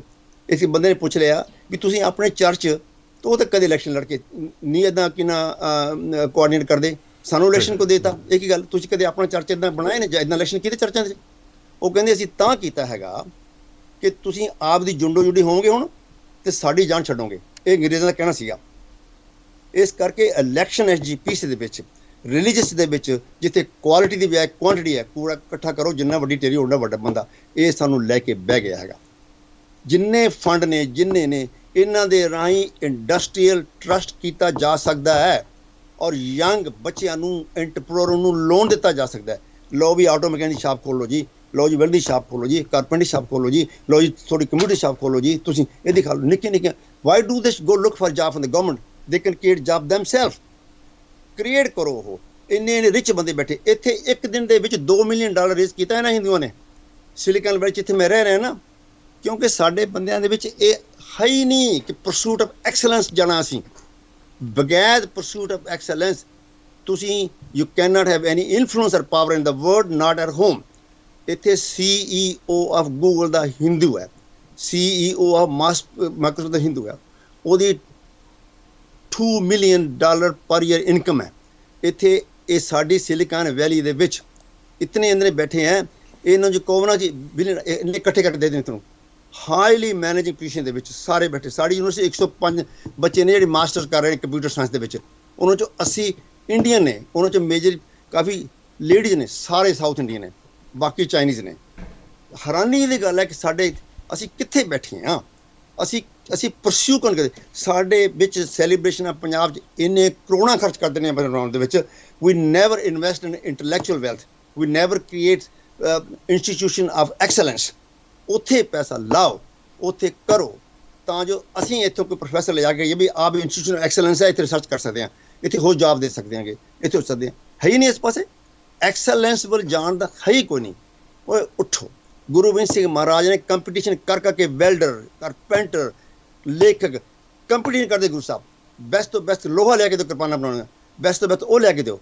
ਕੰਪੀਟੀਸ਼ਨ ਕਰਦੇ ਸੀਗੇ, ਐਕਸਲੈਂਟ ਚੀਜ਼ ਸੀ। ਅਸੀਂ ਕਿੱਥੇ ਬੈਠੇ ਹਾਂ, ਅਸੀਂ ਕਿੱਥੇ ਕਰਾਂਗੇ? ਮੈਨੂੰ ਤਾਂ ਇਹ ਹੈਰਾਨੀ ਦੀ ਗੱਲ ਇਹ ਹੁੰਦੀ ਹੈਗੀ ਹੈ ਕਿ ਇਸ ਵੇਲੇ ਵੀਡੀਓ ਤੇ ਥਿੰਗੇ ਇੰਨੇ ਉਹ ਫੁੱਲ ਆਫ ਨਿਊਡਿਟੀ, ਸਡਕਟਿਵਿਟੀ ਔਰ ਇੱਦਾਂ ਹੈਗੇ ਆ। ਔਰ ਜਿਹੜਾ ਅਸਲ ਦੇ ਵਿੱਚ ਮੈਂ ਦੱਸਾਂ ਨਾ, ਜਿਵੇਂ ਕਹਿੰਦੇ ਨਾ ਗੁਰੂ ਸਾਹਿਬ ਦਾ ਸਿੰਘ ਤੇ ਕੌਰ ਇੰਨੀਆਂ ਕੁਰਬਾਨੀਆਂ ਬਾਅਦ ਮਿਲੇ ਸੀਗੇ, ਅੱਜ ਕੱਲ੍ਹ ਕੋਈ ਯੂਜ਼ ਨਹੀਂ ਕਰਦਾ। ਅੱਜ ਫਲਾਣਾ ਕੀ ਨਾਮ ਕਮਾਨ ਹੈ, ਆਹ ਫਲਾਣਾ ਤਿਮਕਾ ਹੈ ਗਿਆ, ਆਹ ਗਰੇਵਾਲ ਹੈ, ਵਿਚਾਲਾ ਨਾਮ 'ਚੋਂ ਕੱਢ ਹੀ ਦਿੱਤਾ।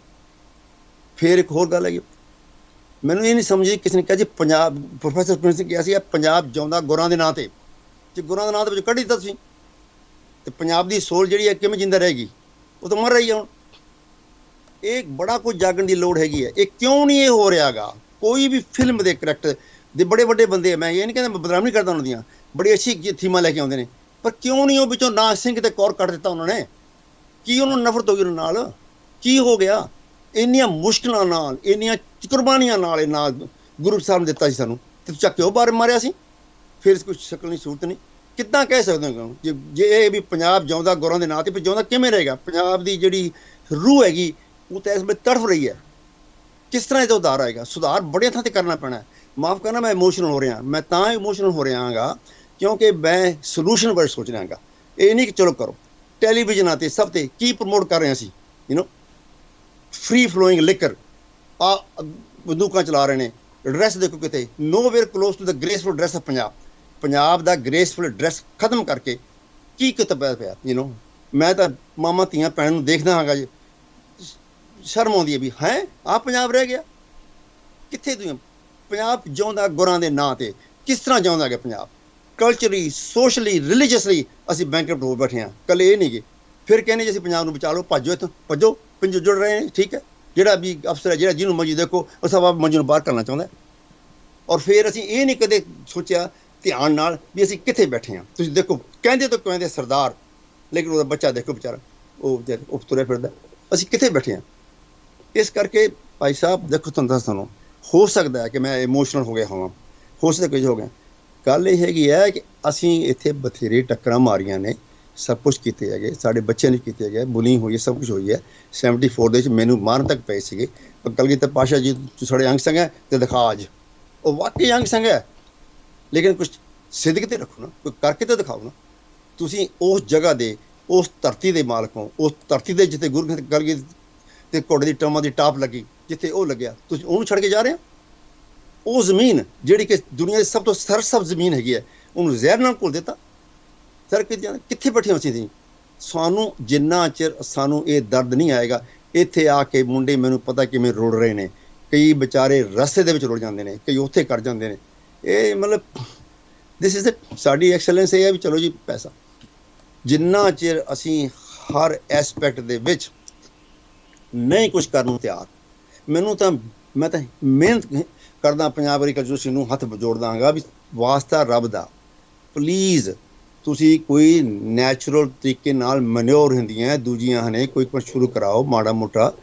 ਕਰੋ ਕੁਛ ਨਾ ਕੁਛ ਦੇਖੋ ਹੁਣ ਬਿਜਲੀ ਦੇਖੋ ਜੀ ਫਰੀ ਚਲੀ ਜਾਂਦੀ ਹੈ ਥਰਮਲ ਪਲਾਂਟ ਖੋਲ ਦਿੱਤੇ ਅਸੀਂ ਕਿਸੇ ਵੀ ਮੁਲਕ ਦੇ ਵਿੱਚ ਨਿਗਾਹ ਮਾਰ ਲਓ ਪਿਛਲੇ 10 ਸਾਲਾਂ 'ਚ ਇੱਕ ਵੀ ਥਰਮਲ ਪਲਾਂਟ ਨਹੀਂ ਖੁੱਲਿਆ ਕਿਸੇ ਵੀ ਮੁਲਕ ਦੇ ਵਿੱਚ ਅਸੀਂ ਕਿਉਂ ਖੋਲ੍ਹੀ ਜਾਂਦੇ ਹਾਂ ਸਭ ਨੂੰ ਪਤਾ ਹੈ ਕਿ ਇਹਦੇ ਨਾਲ ਬਿਮਾਰੀਆਂ ਇਹਦੇ ਨਾਲ ਹੋਰ ਕਿਸੇ ਬੰਦਾ ਲੇਕਿਨ ਅਸੀਂ ਕੀਤਾ ਸਾਡੇ ਕੋਲੋਂ ਸਾਡੀ ਪ੍ਰੈਸ਼ੀਅਸ ਜਿਹੜਾ ਸਾਡਾ ਹੈਗਾ ਜਿਵੇਂ ਕਹਿੰਦੇ ਨਾ ਪਾਣੀ ਉਹ ਮੁਫਤ ਜਾਂਦਾ ਹੈ ਲੇਕਿਨ ਅਸੀਂ ਸਾਡਾ ਨੈਚੁਰਲ ਰਿਸੋਰਸ ਪਾਣੀ ਮੁਫਤ ਜਾਂਦਾ ਹੈ ਰਾਜਸਥਾਨ ਕਨਾਲ ਥਰੂ ਔਰ ਬਿਹਾਰ ਦਾ ਨੈਚੁਰਲ ਰਿਸੋਰਸ ਕੋਲ ਅਸੀਂ ਮੁੱਲ ਲੈਂਦੇ ਹਾਂ ਇੱਥੋਂ ਤੱਕ ਕਿ ਫ੍ਰੀ ਚਾਰਜ ਵੀ ਪੇ ਕਰਦੇ ਹਾਂਗੇ ਅਤੇ ਫਿਰ ਬਿਮਾਰੀਆਂ ਖੋਲ੍ਹ ਦਿਆਂਗੇ ਜਦੋਂ ਕਿ ਸਾਡੇ ਕੋਲੇ ਪੰਜਾਬ ਦੀ ਬਿਜਲੀ ਉਗਾਉਣ ਦਾ ਇੰਨੇ ਸੰਸਾਧਨ ਨੇ ਤੁਹਾਨੂੰ ਦੱਸਿਆ ਪਹਿਲਾਂ ਵੀ ਪੰਜੌਰ ਤੋਂ ਸ਼ਿਵਾਲਿਕ ਹਿੱਲ ਦੇ ਨਾਲ ਨਾਲ ਤੁਰੀ ਚੱਲੋ ਅਤੇ ਤਲਵਾੜੇ ਤੱਕ ਪਠਾਨਕੋਟ ਚਲੇ ਜਾਓ 136 ਚੋਏ ਨੇ ਕੀ ਨਾ ਬਰਸਾਤੀ ਉਹ ਆਉਂਦੇ ਨੇ ਫਲੱਡ ਮਾ ਕੇ ਬਰਬਾਦ ਕੇ ਚਲੇ ਜਾਂਦੇ ਨੇ ਪਾਣੀ ਬਰਬਾਦ ਹੋ ਜਾਂਦਾ ਉਹਨਾਂ ਦੇ ਵਿੱਚ ਅਰਦਨ ਡੈਮ ਬਣਾਇਆ ਜਾ ਸਕਦਾ ਅਰਥ ਡੈਮ ਟੈਕਨੋਲੋਜੀ ਇੰਨੀ ਵੱਧ ਚੁੱਕੀ ਹੈ ਮੈਂ ਨਹੀਂ ਕਹਿਣਾ ਚਾਹੁੰਦਾ ਮੈਂ ਬਹੁਤ ਵੱਡਾ ਬੰਦਾ ਅਸੀਂ ਇੱਥੇ ਬੜਾ ਕੁਛ ਕਰਦੇ ਹਾਂਗੇ ਇੰਨੀ ਟੈਕਨੋਲੋਜੀ ਕਹੋ ਤਾਂ ਅਸੀਂ ਬੰਦੇ ਭੇਜ ਸਕਦੇ ਹਾਂ ਦੱਸ ਸਕਦੇ ਕਿਵੇਂ ਬਜਾਈਦੇ ਆ ਲੋਕਲ ਮਿੱਟੀ ਯੂਜ਼ ਕਰਕੇ ਸਪੈਸ਼ਲ ਤਰੀਕੇ ਨਾਲ ਅਰਦਨ ਡੈਮ ਬਣਾਇਆ ਜਾ ਸਕਦਾ ਬੜਾ ਸਸਤਾ ਅਤੇ ਹਰ 8 ਫੀਟ ਫਲ ਦਾ ਹੈਗਾ ਬਿਜਲੀ ਉਗਾਈ ਜਾ ਸਕਦੀ ਹੈ ਬਿਜਲੀ ਦਾ ਹੜ੍ਹ ਲਿਆ ਸਕਦੇ ਆ ਪੰਜਾਬ ਦੇ ਵਿੱਚ ਉਹਦੇ ਨਾਲ ਆਉਣ ਨਾਲ ਤੁਸੀਂ ਇੰਡਸਟਰੀਅਲ ਪਾਰਕ ਬਣਾਓ ਅਤੇ ਇਨਵਾਈਟ ਕਰੋ ਇੰਡਸਟਰੀ ਨੂੰ 150 ਇੰਡਸਟਰੀ ਲੁਧਿਆਣੇ ਅਤੇ ਗੋਬਿੰਦਗੜ੍ਹ ਚਲੀ ਜਾ ਚੁੱਕੀ ਹੈ 110 ਟੈਕਸਟਾਈਲ ਫੈਕਟਰੀ ਅੰਮ੍ਰਿਤਸਰ 'ਚ ਹੁੰਦੀ ਸੀਗੀ ਇਸ ਵੇਲੇ 20 ਰਹਿ ਗਈਆਂ ਨੇ ਬਸ ਕਿਉਂਕਿ ਨਾ ਤਾਂ ਬਿਜਲੀ ਮਿਲਦੀ ਉੱਥੇ ਨਾ ਕੋਈ ਹੋਰ ਹੈਗਾ ਜਿਹਨੂੰ ਉਹ ਚਲੇ ਗਏ ਜਿਹੜਾ ਚਲੇ ਉੱਥੇ ਜਾਂਦਾ ਹਿਮਾਚਲ ਪ੍ਰਦੇਸ਼ ਹਰਿਆਣਾ ਅਸੀਂ ਤਾਂ ਕੰਜ਼ਿਊਮਰ ਇੰਡਸਟਰੀ ਸਟੇਟ ਬਣੇ ਹੋਏ ਹਾਂ ਕੰਜ਼ਿਊਮਰ ਆਹ ਸ਼ੋ ਆਪ ਕਰੋ ਜੀ ਮੈਂ ਕਾਰ ਲੈ ਲਈ ਮੈਂ ਆਹ ਟੈਬਲ ਲੈ ਲਿਆ ਜੀ ਮੈਂ ਲੇਟੈਸਟ ਆਹ ਲੈ ਲਿਆ ਜੀ Haryana is a manufacturing state we are a consumer state scientist ਲੱਗੇ ਅਸੀਂ ਜੇ ਉਹ ਬਿਜਲੀ ਪੈਦਾ ਕਰੀਏ ਫਲੱਡ ਤੋਂ ਅਲੱਗ ਬਚਾਂਗੇ ਮੌਕੇ 'ਤੇ ਪਾਣੀ ਸਾਨੂੰ ਡਰਾਈ ਵੈਦਰ ਵੇਲੇ ਉਹ ਅਵੇਲੇਬਲ ਹੋਏਗਾ ਹਾਂ ਮੈਂ ਜੋਰ ਸੰਗ ਗੱਲ ਕਰ ਰਿਹਾ ਸੀ ਕੁਝ ਡੈਮ ਬਣ ਚੁੱਕੇ ਨੇ ਉੱਥੇ ਛੋਟੇ ਛੋਟੇ ਪਰ ਅਸੀਂ ਉੱਥੇ ਧਿਆਨ ਦਿਓ ਥਰਮਲ ਪਲਾਂਟ ਦੀ ਬਜਾਏ ਪਲੀਜ਼ ਔਰ ਅਸੀਂ ਤੁਹਾਨੂੰ ਟੈਕਨੀਕਲ ਬੰਦੇ ਭੇਜ ਸਕਦੇ ਹਾਂ ਇੱਥੋਂ ਕੋਈ ਇੱਕ ਕੰਪਨੀ ਹੈਗੀ ਇੱਥੇ ਅਰਥ ਡੈਮ ਬਣਾਉਣ ਵਾਲੀ ਤੁਸੀਂ ਫਲੋਟ ਕਰੋ ਪ੍ਰਪੋਜ਼ਲ ਉਹ ਤੁਹਾਨੂੰ ਅੱਗੇ ਇੱਕ ਬਣਾ ਕੇ ਦਿਖਾਊਗੀ ਇੰਨਾ ਪਾਣੀ ਇੰਨਾ ਹੋ ਕੇ ਸਾਡੇ ਕੋਲੇ ਅਸੀਂ ਹੜ੍ਹ 'ਚ ਅਤੇ ਫਿਰ ਬਿਜਲੀ ਤੋਂ ਭੁੱਖੇ ਅਸੀਂ ਅਤੇ ਹੜ੍ਹ ਅਤੇ ਪਾਣੀ ਤੋਂ ਭੁੱਖੇ ਤੁਰੇ ਕਿਸੇ ਪੱਤਰ ਦੇ ਮੈਂ ਤਾਂ ਕਹਿਣੀ ਚਾਹੁੰਦਾ ਹਾਂਗਾ ਕਿ ਇਹ ਚੀਜ਼ਾਂ 'ਤੇ ਨਿਗਾਹ ਮਾਰੋ ਔਰ ਇਕੱਠੇ ਹੋ ਤੁਹਾਡੀ ਕਿਸਮਤ ਤੁਹਾਡੇ ਆਪਣੇ ਹੱਥ 'ਚ ਹੈਗੀ ਹੈ ਲੇਕਿਨ ਅਸੀਂ ਕੀ ਕੀਤਾ ਹੈਗਾ ਅਸੀਂ ਉਸ ਕਿਸਮ ਨੂੰ ਆਪਣੇ ਆਪ ਨਜਿੱਠਣ ਦੀ ਬਜਾਏ ਚਿੱਟ ਕੱਪੜੇ ਪਾ ਕੇ ਗੁਲਾਮੀ ਵੱਲ ਤੁਰ ਪਏ ਹਾਂ ਔਰ ਇੱਥੇ ਕੁਛ ਕਰਨ ਦੀ ਬਜਾਏ ਇੱਥੇ ਆਉਣੇ ਆ ਇੱਥੇ ਵੀ ਐਸਾ ਕੰਮ ਕਰਦੇ ਹਾਂ ਜਿਹੜਾ ਕਿ ਅਸੀਂ ਕਈ ਤਾਂ ਬੰਦਾ ਹਰਾਉਂਦੇ ਵੀ ਹੈ, ਉੱਥੇ ਜੇ ਪੰਜਾਬ 'ਚ ਕਰ ਲੈਂਦੇ ਤਾਂ ਕੀ ਚੰਗਾ ਨਾ ਹੁੰਦਾ, ਲੇਕਿਨ ਨਹੀਂ ਨਿਕਲਣਾ ਅਸੀਂ। ਠੀਕ ਹੈ, ਕੋਈ ਮਾੜੀ ਗੱਲ ਨਹੀਂ, ਕਈ ਨੇ ਇੱਥੇ ਆ ਕੇ ਬੜੀ ਕਾਮਯਾਬ ਕੀਤੀ ਹੈ, ਬੜੀ ਕਾਮਯਾਬ, ਮੈਂ ਸਭ ਨੂੰ ਨਹੀਂ ਰਿਹਾ, ਇਹ ਮੈਂ ਜੋ ਕੁਛ ਕਹਿ ਰਿਹਾ ਸਾਰਿਆਂ ਵਾਸਤੇ ਨਹੀਂ ਕਹਿ ਰਿਹਾ, ਕਈ ਬੜੇ ਕਮਾਲ ਦੇ ਬੰਦੇ ਨੇ ਪੰਜਾਬ 'ਚ, ਬੜੀ ਕਮਾਲ ਕੀਤੀ ਕਈਆਂ ਨੇ, ਬਹੁਤ ਕੁਛ ਹੋਇਆ, ਬਹੁਤ ਇੰਟਰਸਟਿੰਗ ਆ ਰਹੀਆਂ ਨੇ। ਮੈਂ ਸਿਰਫ ਇਹ ਕਹਿਣ ਦੀ ਕੋਸ਼ਿਸ਼ ਕਰਦਾ, ਜਿਹੜਾ ਮਾਈਂਡ ਸੈਟ ਹੈ ਸਾਨੂੰ ਉਹ ਬਦਲਣਾ ਪੈਣਾ। ਮਾਈਂਡ ਸੈਟ ਜਿੰਨ ਚਿਰ ਨਹੀਂ ਨਾ ਬਦਲਾਂਗੇ ਅਸੀਂ, ਐਕਸਪਰਟ ਹੈਗੇ ਬੰਦੇ ਬੈਠੇ, ਉਹ ਇੱਕ ਕਾਨਫਰੰਸ ਕਰੋ, ਉੱਥੇ ਚਿੱਠੀਆਂ ਭੇਜੋ ਵੀ ਤੈਨੂੰ ਮੈਡੀਕਲ ਬਾਤ ਤੇ ਤੂੰ ਮੈਡੀਕਲ ਬੰਦੇ ਇਕੱਠੇ ਕਰ ਲਓ, ਇਹ ਇੰਜੀਨੀਅਰ ਦੇ ਬੰਦੇ ਇਕੱਠੋ, ਇਹ ਐਜੂਕੇਟਡ ਬੰਦੇ ਇਕੱਠੇ ਕਰ ਲਓ, ਇੰਡਸਟਰੀ ਬੰਦੇ ਇਕੱਠੇ ਕਰੋ, ਇਹ ਐਂਟਰਪ੍ਰੈਨਿਓਰ ਇਕੱਠੇ ਕਰ ਲਓ, ਇਹ ਬਿਜ਼ਨਸ ਇਕੱਠੇ ਕਰ ਲਓ, ਉਹਨਾਂ ਤੋਂ ਸਲਾਹ ਲਓ ਵੀ ਕੀ ਕਰਨਾ ਚਾਹੀਦਾ। ਉਹ ਐਕਸਪਰਟ ਬੰਦੇ ਤੋਂ ਅਲੱਗ ਲੱਗੋ, ਅਸੀਂ ਹਰੇ ਦੇ ਐਕਸਪਰਟ ਨਹੀਂ ਹੈਗੇ, ਬਿਜ਼ਨਸ ਦੇ ਐਕਸਪਰਟ ਨੇ ਦੂਜੇ। ਉਦੋਂ ਬਾਅਦ ਉਹਨਾਂ ਤੇ ਸਲਾਹ ਲੈ ਕੇ ਫਿਰ 2 ਸਾਲਾਂ ਬਾਅਦ ਫਿਰ ਇਕੱਠੇ ਹੋ ਵੀ ਤੁਸੀਂ ਕੀ ਸੋਚਿਆ। ਜਦੋਂ ਤੁਸੀਂ ਮੁਹਾਵਰਾ ਇੱਧਰ ਨੂੰ ਮੋੜੋਗੇ, ਇੱਕ ਅੱਧੀ ਵੀ ਕਾਨਫਰੰਸ ਕਰੋਗੇ ਜਿੱਥੇ ਅਲੱਗ-ਅਲੱਗ ਐਕਸਪਰਟ ਦੇ ਬੰਦੇ ਜਿਨ੍ਹਾਂ ਦਾ ਕਾਮਨ ਡਿਨੋਮੀਨੇਟਰ ਹੈ, ਆ ਵੀ ਤੁਸੀਂ ਇਕਨੋਮਿਕਸ ਵਾਲੇ ਤੁਸੀਂ ਭਾਈ ਇਕੱਠੇ ਹੋ ਜਾਓ, ਤੁਸੀਂ ਦੱਸੋ, ਤੁਸੀਂ ਇੰਜੀਨੀਅਰ ਤੁਸੀਂ ਦੱਸੋ, ਤੁਸੀਂ ਮੈਡੀਸਨ ਦੇ ਤੁਸੀਂ ਦੱਸੋ, ਤੁਸੀਂ ਜਦੋਂ ਤੁਸੀਂ ਇਹ ਕਰੋਗੇ ਨਾ, ਫਿਰ ਹੌਲੀ ਹੌਲੀ ਹੌਲੀ ਜਾਗਰਤ ਸ਼ੁਰੂ ਹੋਏਗੀ, ਕਿਉਂ ਇਕੱਲੇ ਮੁਕੰਦਾ ਬੰਦਾ ਉਹ ਬੈਠਾ ਹੈਗਾ। ਔਰ ਇੱਥੋਂ ਤੱਕ ਕਿ ਸਾਡੀ ਜ਼ਮੀਰ ਦਾ ਇਹ ਹਾਲ ਹੈ, ਮੈਂ ਚੰਡੀਗੜ੍ਹ ਗਿਆ ਸਾਂ, ਮੈਂ ਗਿਆ ਸੈਕਟਰ ਆਫਟਰ ਸੈਕਟਰ, ਹੁਣ ਤੁਸੀਂ ਸਾਈਨ ਬੋਰਡ ਜਾ ਕੇ ਦੇਖੋ, ਜਾਂ ਤਾਂ ਅੰਗਰੇਜ਼ੀ 'ਚ ਜਾਂ ਹਿੰਦੀ 'ਚ, ਹਾਰਡਲੀ ਤੈਨੂੰ ਪੰਜਾਬੀ ਮਿਲੇਗਾ, ਕੋਈ ਬੰਦਾ ਪੰਜਾਬੀ ਦਾ ਸਾਈਨ ਨਹੀਂ ਮਿਲੇਗਾ, ਤੁਸੀਂ ਦੇਖ ਲਓ ਸਕਦੀ। ਔਰ ਕਰੇ ਸਾਰੇ ਹਿੰਦੀ ਬੋਲਦੇ ਉੱਥੇ, ਕਈ ਬੜੇ ਬੜੇ ਕਹਿੰਦੇ ਕਹਾਉਂਦੇ। ਫਿਰ ਉੱਥੇ ਰਾਜੀਵ ਇੰਡਸਟਰੀਅਲ ਪਾਰਕ ਬਣੀ ਹੈ ਚੰਡੀਗੜ੍ਹ 'ਚ, ਬੇਅੰਤ ਸਿੰਘ ਦੇ ਨਾਂ ਤੇ ਮੈਮੋਰੀਅਲ ਬਣਿਆ ਹੋਇਆ, ਤੇ ਜਦੋਂ ਏਅਰਪੋਰਟ ਦਾ ਨਾਂ ਰੱਖਿਆ ਭਗਤ ਸਿੰਘ, ਨਹੀਂ ਜੀ ਇੱਥੇ ਖੜੇ ਹਾਂ ਅਸੀਂ, ਤੁਸੀਂ ਖਾਲਸਾ ਲੈਣਾ ਚਾਹੁੰਦੇ ਹੋ ਤਾਂ ਚੰਡੀਗੜ੍ਹ ਤਾਂ ਨਹੀਂ ਹੁੰਦੀ, ਤਾਂ ਚੰਡੀਗੜ੍ਹ ਤੋਂ ਇੱਥੋਂ ਗਈ। ਔਰ ਸਾਡਾ ਐਡਾ ਬੇਵਕੂਫ ਬਣਾਇਆ ਗਿਆ ਹੈਗਾ ਕਿ ਜੇ ਚੰਡੀਗੜ੍ਹ ਪੰਜਾਬ ਕੋਲ ਚਲਾ ਗਿਆ ਮਜ਼ਾ ਆ ਜਾਣਗੀਆਂ। ਉਹ ਤੁਸੀਂ ਸਟੈਟਿਕਸ ਇਕੱਠੇ ਕਰੋ ਕਿ ਚੰਡੀਗੜ੍ਹ ਨੂੰ ਪ੍ਰਾਪਰਟੀ ਟੈਕਸ ਰਾਹੀਂ, ਸੇਲਸ ਟੈਕਸ ਰਾਹੀਂ, ਤੁਹਾਡੀ ਜਿੰਨੀ ਇਨਕਮ ਹੁੰਦੀ ਹੈ ਨਾ, ਸੈਂਟਰ ਗਵਰਨਮੈਂਟ ਨਾਲ ਖਰਚ ਨਹੀਂ, ਸੈਂਟਰ ਗਵਰਨਮੈਂਟ ਤਾਂ ਪੈਸੇ ਬਣਾ ਰਹੀ, ਤਾਂ ਤੂੰ MLA ਫਲੈਟ ਦੂਜਾ ਤੋਂ ਕਿਰਾਇਆ ਲੈ ਰਹੀ ਹੈ, ਹੋਸ਼ ਕਰੋ ਕੁਛ। ਤੁਸੀਂ ਚੰਡੀਗੜ੍ਹ ਜਿਹੜਾ ਹੈ ਤੁਹਾਡਾ, ਉਹਦੇ 'ਚੋਂ ਯੂਨੀਅਨ ਟੈਰੀਟਰੀ ਕਮਾਈ ਕਰ ਰਹੀ ਹੈ, ਤੁਸੀਂ ਕਹਿੰਦੇ ਉਹ ਬੜਾ ਖਰਚ ਕਰ ਰਹੀ ਹੈ ਜੀ, ਤੁਹਾਨੂੰ ਬਿਜਲੀ ਘੱਟ ਨਹੀਂ, ਹਮੇਸ਼ਾ ਬਿਜਲੀ ਆਉਂਦੀ ਹੈਗੀ ਹੈ। ਉਹ ਖਮਾ ਕੁਛ ਤੇ ਅੰਕੜੇ ਇਕੱਠੇ ਕਰੋ, ਰੀਅਲ ਅੰਕੜੇ ਇਕੱਠੇ ਕਰੋ, ਫਿਰ ਉਹਨੂੰ ਬਣਾ ਕੇ ਪੰਫਲੇਟ 'ਚ ਵੰਡੋ, ਲੋਕਾਂ ਨੂੰ ਜਾਗ ਆਵੇ। ਐਵੇਂ ਗੱਲੀ ਬਾਤੀ ਨਹੀਂ ਕਰਨੀ, ਐਵੇਂ ਛੁਤਰੀ ਮਾਰਤੀ ਉਹਨੇ ਉਹਦੇ ਕਰਤੀ, ਅੰਕੜੇ ਜਿਹਨੇ ਇਕੱਠੇ ਨਹੀਂ ਕਰਨਗੇ, ਬਿਮਾਰੀਆਂ ਦੇ ਇਹਨਾਂ ਦੇ ਕਰਨ ਦੇ 19 ਬਾਟਲ ਪਰ ਹੈਡ ਬਲ ਪਈਆਂ ਨੇ। ਅਮਰੀਕਾ 'ਚ ਵੀ ਇੰਨਾ ਨਹੀਂ ਗਾ, ਕਿਸੇ ਮੁਲਕ 'ਚ ਇੰਨਾ ਨਹੀਂ ਗਾ, ਅਸੀਂ ਇੰਨੇ ਹੀ ਹੋ ਗਏ ਹੈਂ। ਇਸ ਕਰਕੇ ਪਲੀਜ਼ ਮੇਰੇ ਇਮੋਸ਼ਨ ਮਾਫ ਕਰਨਾ, ਕਿਉਂਕਿ ਮੈਂ ਇੱਕ ਜ਼ਿਮੀਂਦਾਰ ਦਾ ਬੱਚਾ, ਮੇਰੇ ਮਾਂ ਪਿਓ ਕੋਈ ਬਿਲਕੁਲ ਨਹੀਂ ਪੜ੍ਹੇ ਸੀਗੇ, ਮੈਂ ਹਮੇਸ਼ਾ ਹੀ ਇੰਜੀਨੀਅਰਿੰਗ ਕਾਲਜ ਪੜ੍ਹਦਾ ਹੋਇਆ ਵੀ ਹਾੜੀ ਨਾਲ ਬਣਾਉਂਦਾ ਰਿਹਾ, ਆ ਕੇ ਕੰਮ ਕਰਦਾ ਰਿਹਾ, ਕੋੜਾ ਮਿਕਸੀ 8 'ਚ ਕੰਮ ਕਰਨਾ ਨਾਲ, ਔਰ ਐਡਾ ਇੰਜੋਏ ਹੁੰਦਾ ਸੀ, ਐਡੀ ਕਮਾਲ ਦੀ ਗੱਲ ਹੁੰਦੀ ਸੀਗੀ। ਅੱਜ ਕੱਲ੍ਹ ਮੈਂ ਜਾਣਾ ਆਂਗਾ, ਉਹ ਪਹਿਲਾਂ ਜੀ ਚੱਕੋ ਪੁੱਜੀ ਜਾਂ ਚਾਹ ਪੀ ਆਵਾਂ ਸ਼ਹਿਰ ਦੇ ਵਿੱਚ, ਫਿਰ ਮੇਰੀ ਆ ਗਿਆ ਕਿ ਕੋਈ ਕੰਮ ਨਹੀਂ ਕਰਨ ਨੂੰ ਤਿਆਰ, ਕੋਈ ਇਹ ਨਹੀਂ ਕਹਿੰਦਾ। ਜੇ ਇੱਥੇ 5 ਲੱਖ ਬਈਏ ਹਰ ਸਾਲ ਆਉਂਦੇ ਆ ਤਾਂ 5 ਲੱਖ ਜਾਬ ਹੈਗੇ ਆ, ਉਹ ਕਿੱਥੇ ਗਏ ਬਈ? ਹੁਣ 5,000 ਰੁਪਈਆ ਦੇਣ ਨੂੰ ਤਿਆਰ ਹਾਂ ਅਸੀਂ ਇੱਕ ਦਿਨ ਦੇ ਅੱਗੇ ਆ ਜਾ ਝੋਨੇ ਲਾਉਣ ਲਈ, ਉਹ ਵੀ ਹੈ ਨਹੀਂ ਸਾਡੇ ਕੋਲ ਕੋਈ। ਮਤਲਬ ਅਸੀਂ ਪਤਾ ਨਹੀਂ ਕਿੱਥੇ ਜਾ ਰਹੇ ਹਾਂ, ਕੀ ਨਹੀਂ ਕਰਾਂਗੇ। ਇਹ ਤਾਂ ਸਾਨੂੰ ਹਰ ਇੱਕ ਫੀਲਡ ਦੇ ਵਿੱਚ ਝੰਜੋੜ ਕੇ ਜਾਗਣਾ ਪੈਣਾ ਔਰ ਕੁਝ ਕਰਨਾ ਪੈਣਾ ਹੈਗਾ, ਤਾਂ ਗੱਲ ਬਣਨੀ ਹੈ। ਮੈਂ ਪੰਜਾਬ ਯੂਨੀਵਰਸਿਟੀ ਬਾਰੇ ਕਹਿ ਬੈਠਾ, ਉਹਨਾਂ ਵਾਈਸ ਚਾਂਸਲਰ ਸੀ, ਮੈਂ ਕਿ ਫੇਸ ਟੂ ਫੇਸ ਗੱਲ ਮੈਂ ਨਾਲ ਲੈਣਾ ਚਾਹੁੰਦਾ, ਫੇਸ ਟੂ ਫੇਸ ਗੱਲ ਹੋਈ, ਮੈਂ ਕਿਹਾ ਤੁਸੀਂ ਇਹ ਦੱਸੋ, ਤੁਸੀਂ ਮੰਨੋਗੇ ਕਿ ਪੰਜਾਬ ਦੀ ਬਰਬਾਦੀ ਦੇ ਵਿੱਚ ਪੰਜਾਬ ਐਗਰੀਕਲਚਰ ਯੂਨੀਵਰਸਿਟੀ ਦਾ ਵੀ ਹੱਥ ਹੈਗਾ? ਸ਼ਰਾਬ ਦੀ ਬਾਤ ਕਹਿੰਦੇ, ਉਹ ਕਿ ਤੂੰ ਕਹਿ ਦੀ ਗੱਲ, ਇਹ ਕੀ ਗੱਲ ਕਹਤੀ?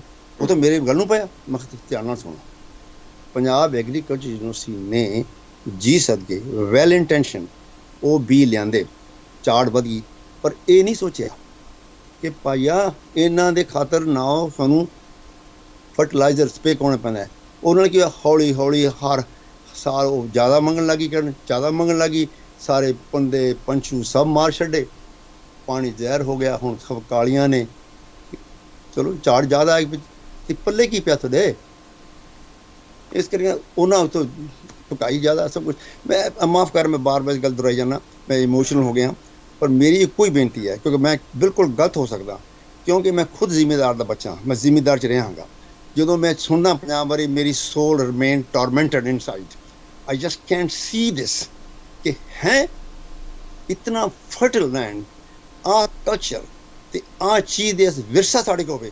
ਗੁਰੂ ਸਾਹਿਬ ਨੇ ਐਸੇ ਐਸੇ ਕੀਰਤੀ ਧਰਮੀ ਤੇ ਰੂਹਾਨੀ ਬੰਦੇ ਪੈਦਾ ਕੀਤੇ, ਖੁਰਾਕ ਦਿਲ ਬਲੀ ਐਸੇ ਕਿ ਕੁੰਜੀਆਂ ਸਾਹਮਣੇ ਬੰਦੇ ਮੇਰੇ ਖੁਸ਼ ਨਾਲ ਜਿੰਨੇ ਇਹ ਹੁੰਦੇ ਸੀਗੇ। ਜਦੋਂ ਸਿੱਖਾਂ ਦਾ ਮੁੱਲ ਪੈਂਦਾ ਸੀ ਉਦੋਂ ਬਹੁਤ ਸਿੱਖ ਬਣੇ ਸੀਗੇ। ਇਹ ਸੀ ਗੁਰੂ ਸਾਹਿਬ ਦਾ। ਉਹ ਕਿੱਥੇ ਗਿਆ ਸਾਡਾ? ਜਿੰਨਾ ਚਿਰ ਅਸੀਂ ਉੱਥੇ ਨਹੀਂ ਆਉਂਦੇ ਕਿਵੇਂ ਕਰਾਂਗੇ? ਤੁਸੀਂ ਬਣ ਕੇ ਤਾਂ ਦੇਖੋ, ਤੁਸੀਂ ਕਰਕੇ ਤੇ ਗੁਰੂ ਸਾਹਿਬ ਨੇ ਕਿ ਤੁਹਾਨੂੰ ਉਹਨਾਂ ਲੋਕਾਂ ਨੇ ਆਪ ਆ ਕੇ ਪੁੱਛਣਾ ਤੇਰੇ 'ਚ ਇੰਨਾ ਠਰਮਾ ਯਾਰ, ਤੇਰੇ 'ਚ ਇੰਨੀ ਚੀਜ਼ ਚੜ੍ਹਦੀ ਕਲਾ, ਤੂੰ ਕੌਣ ਹੈ? ਅਸੀਂ ਇਹ ਬਣਨਾ। ਏਦਾਂ ਬਣੇ ਸੀ ਲੋਕ ਸਿੱਖ ਉਦੋਂ। ਹੁਣ ਰੋਲ ਮਾਡਲ ਖਤਮ ਹੋ ਗਏ ਨੇ, ਸੁੱਤੇ ਪਏ ਅਸੀਂ। ਇਹ ਹੈਰੀਟੇਜ ਹੈ, ਇਹ ਸਾਡੇ ਕੋਲੇ ਹੈਗਾ, ਲੇਕਿਨ ਇਹਦੇ ਝਾਕ ਤੱਕ ਨਹੀਂ ਮਾਰਨ ਤਿਆਰ ਸੀ। ਸਰਦਾਰ ਸਾਹਿਬ ਸਿਰਫ ਜਾਂਦੇ ਜਾਂਦੇ ਸਿਰਫ ਆਪਣੇ ਬਾਰੇ ਅੱਧੇ ਕੁ ਮਿੰਟ 'ਚ ਦੱਸ ਦਿਓ, ਤੁਸੀਂ ਕਿੱਥੋਂ ਆਉਂਦੇ ਹੋ ਪੰਜਾਬ 'ਚੋਂ, ਔਰ ਇਸ ਵੇਲੇ ਤੁਸੀਂ ਕਿੱਥੇ ਕੰਮ ਕਰ ਰਹੇ ਹੋ? ਥੋੜਾ ਹੋਰ ਸਿਰਫ ਇੱਕ ਅੱਧੇ ਮਿੰਟ 'ਚ ਦੱਸ ਦਿਓ। ਯਾ ਮੈਂ ਨਮਾਨਤ ਵਾਲਾ ਬੰਦਾ। ਮੈਂ ਪੰਜਾਬ 'ਚ ਕਿੱਕਰ ਖੇੜਾ, ਮੇਰਾ ਪਿੰਡ ਹੈ ਬੋਰ ਦੇ ਕੋਲੇ। ਉੱਥੋਂ ਮੈਂ ਕੁਦਰਤੀ ਪੜ੍ਹ ਗਿਆ ਤੇ ਪਿੰਡ 'ਚ ਲੜਾਈ ਹੋ ਗਈ ਸੀ ਆਪ ਹੀ ਦੀ, ਤੇ ਇਸ ਕਰਕੇ ਮੇਰੇ ਮਾਪੇ ਨੇ ਮੈਨੂੰ ਵੀ ਦੂਰ ਘੱਲੋ, ਨੂੰ ਪਟਿਆਲੇ ਭੇਜਤਾ। ਪਰ ਇਹਦਾ ਕਿਸਮ ਚੱਕ ਕੇ ਮੈਥੋਂ ਲੈ ਗਈ, ਇਹ ਤੇ ਮੈਂ ਪੜ੍ਹਨ ਆ ਗਿਆ। ਤੇ ਉੱਥੇ ਪਹਿਲਾਂ ਇਰੀਗੇਸ਼ਨ ਐਸਡੀਓ ਲੱਗਿਆ ਸੀ, ਪਰ ਮੈਂ ਇੱਥੇ ਬਰਕਲੇ, ਮੈਂ ਕੀ ਦੱਸਾਂ ਯਾਰ, ਬੜੀ ਇੱਥੇ ਬੜਾ 11 ਸਾਲ ਮੈਂ ਬਹੁਤ ਪ੍ਰਾਜ ਕੀਤੇ ਨੇ, ਜਿੰਨਾ ਮੈਥੋਂ ਹੋਇਆ ਹੈ ਰਿਫਾਇਨਰੀ ਪਰ ਜਿੰਨਾ ਮੈਂ ਜੋ ਰੱਬ ਨੇ ਦਿੱਤਾ ਕੀਤਾ। ਇਸ ਵੇਲੇ ਮੈਂ ਯੂਨੀਵਰਸਿਟੀ 'ਚ ਮੈਂ ਇੰਨਾ ਕਹਿ ਚੁੱਕਦਾ ਕਿ 15 ਸਾਲ ਚੇਅਰਮੈਨ ਹੋ ਕੇ ਮੈਂ ਹਰ ਸਾਲ 10,000 ਤੱਕ ਸਕਾਲਰਸ਼ਿਪ ਦਿੰਦਾ ਹੁੰਦਾ ਸਾਂ, ਲੇਕਿਨ ਅੱਜ ਤੱਕ ਇੱਕ ਸਿੱਖ ਬੱਚਾ ਨਹੀਂ ਮੇਰੇ ਕੋਲ ਆਇਆ ਵੀ ਲੈ ਲਾ ਸਕਾਲਰਸ਼ਿਪ। ਕਿਉਂ? ਉਹ ਉੱਥੇ ਤੱਕ ਪਹੁੰਚਦੇ ਨਹੀਂ ਸੀਗੇ। ਮੈਂ ਤਰਸ ਗਿਆ। ਆਹ ਤਾਂ ਹਾਲ ਹੈ ਸਾਡਾ।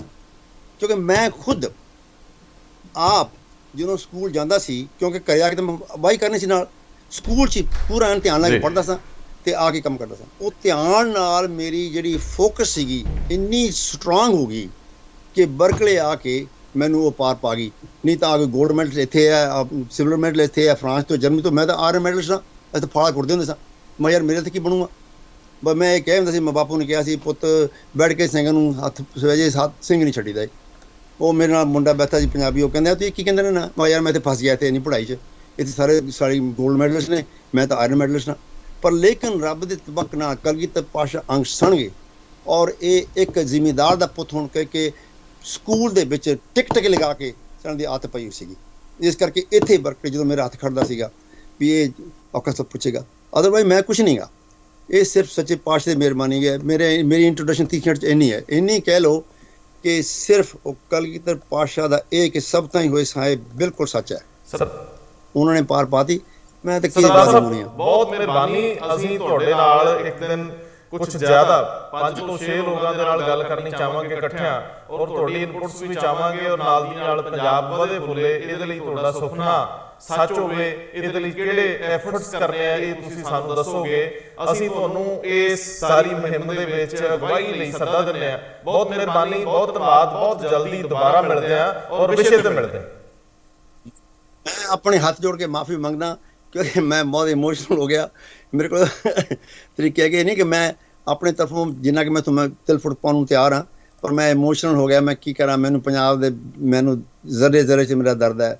ਇੱਥੇ ਮੈਂ ਲੋਕਾਂ ਨੂੰ ਬਹੁਤ ਮਿਲਦਾ, ਉਹ ਕਹਿੰਦੇ ਛੱਡੋ ਯਾਰ ਪੰਜਾਬ ਦੀ ਗੱਲ, ਉਹ ਤਾਂ ਖਤਮ ਹੋਇਆ। ਮੈਂ ਕਿਹਾ ਜਾਣਦੇ ਯਾਰ, ਮੈਂ ਇਹ ਚੀਜ਼ ਨਹੀਂ ਕੋਲੋਂ ਕਹਿ ਸਕਦਾ ਤੇ ਨਾ ਮੈਂ ਜਰ ਸਕਦਾ। ਉਹ ਮਿੱਟੀ, ਉਹ ਜਗ੍ਹਾ, ਉਹ ਹਵਾ ਜਿੱਥੋਂ ਪਲ ਕੇ ਕਰਕੇ ਕੀਤਾ, ਮੈਂ ਕਿਵੇਂ ਭੁੱਲ ਜਾਵਾਂਗਾ? ਬਹੁਤ ਮਿਹਰਬਾਨੀ। ਸਵਾਲ ਹੀ ਨਹੀਂ ਪੈਦਾ ਹੁੰਦਾ। ਹਾਂਜੀ, ਮਿਹਰਬਾਨੀ।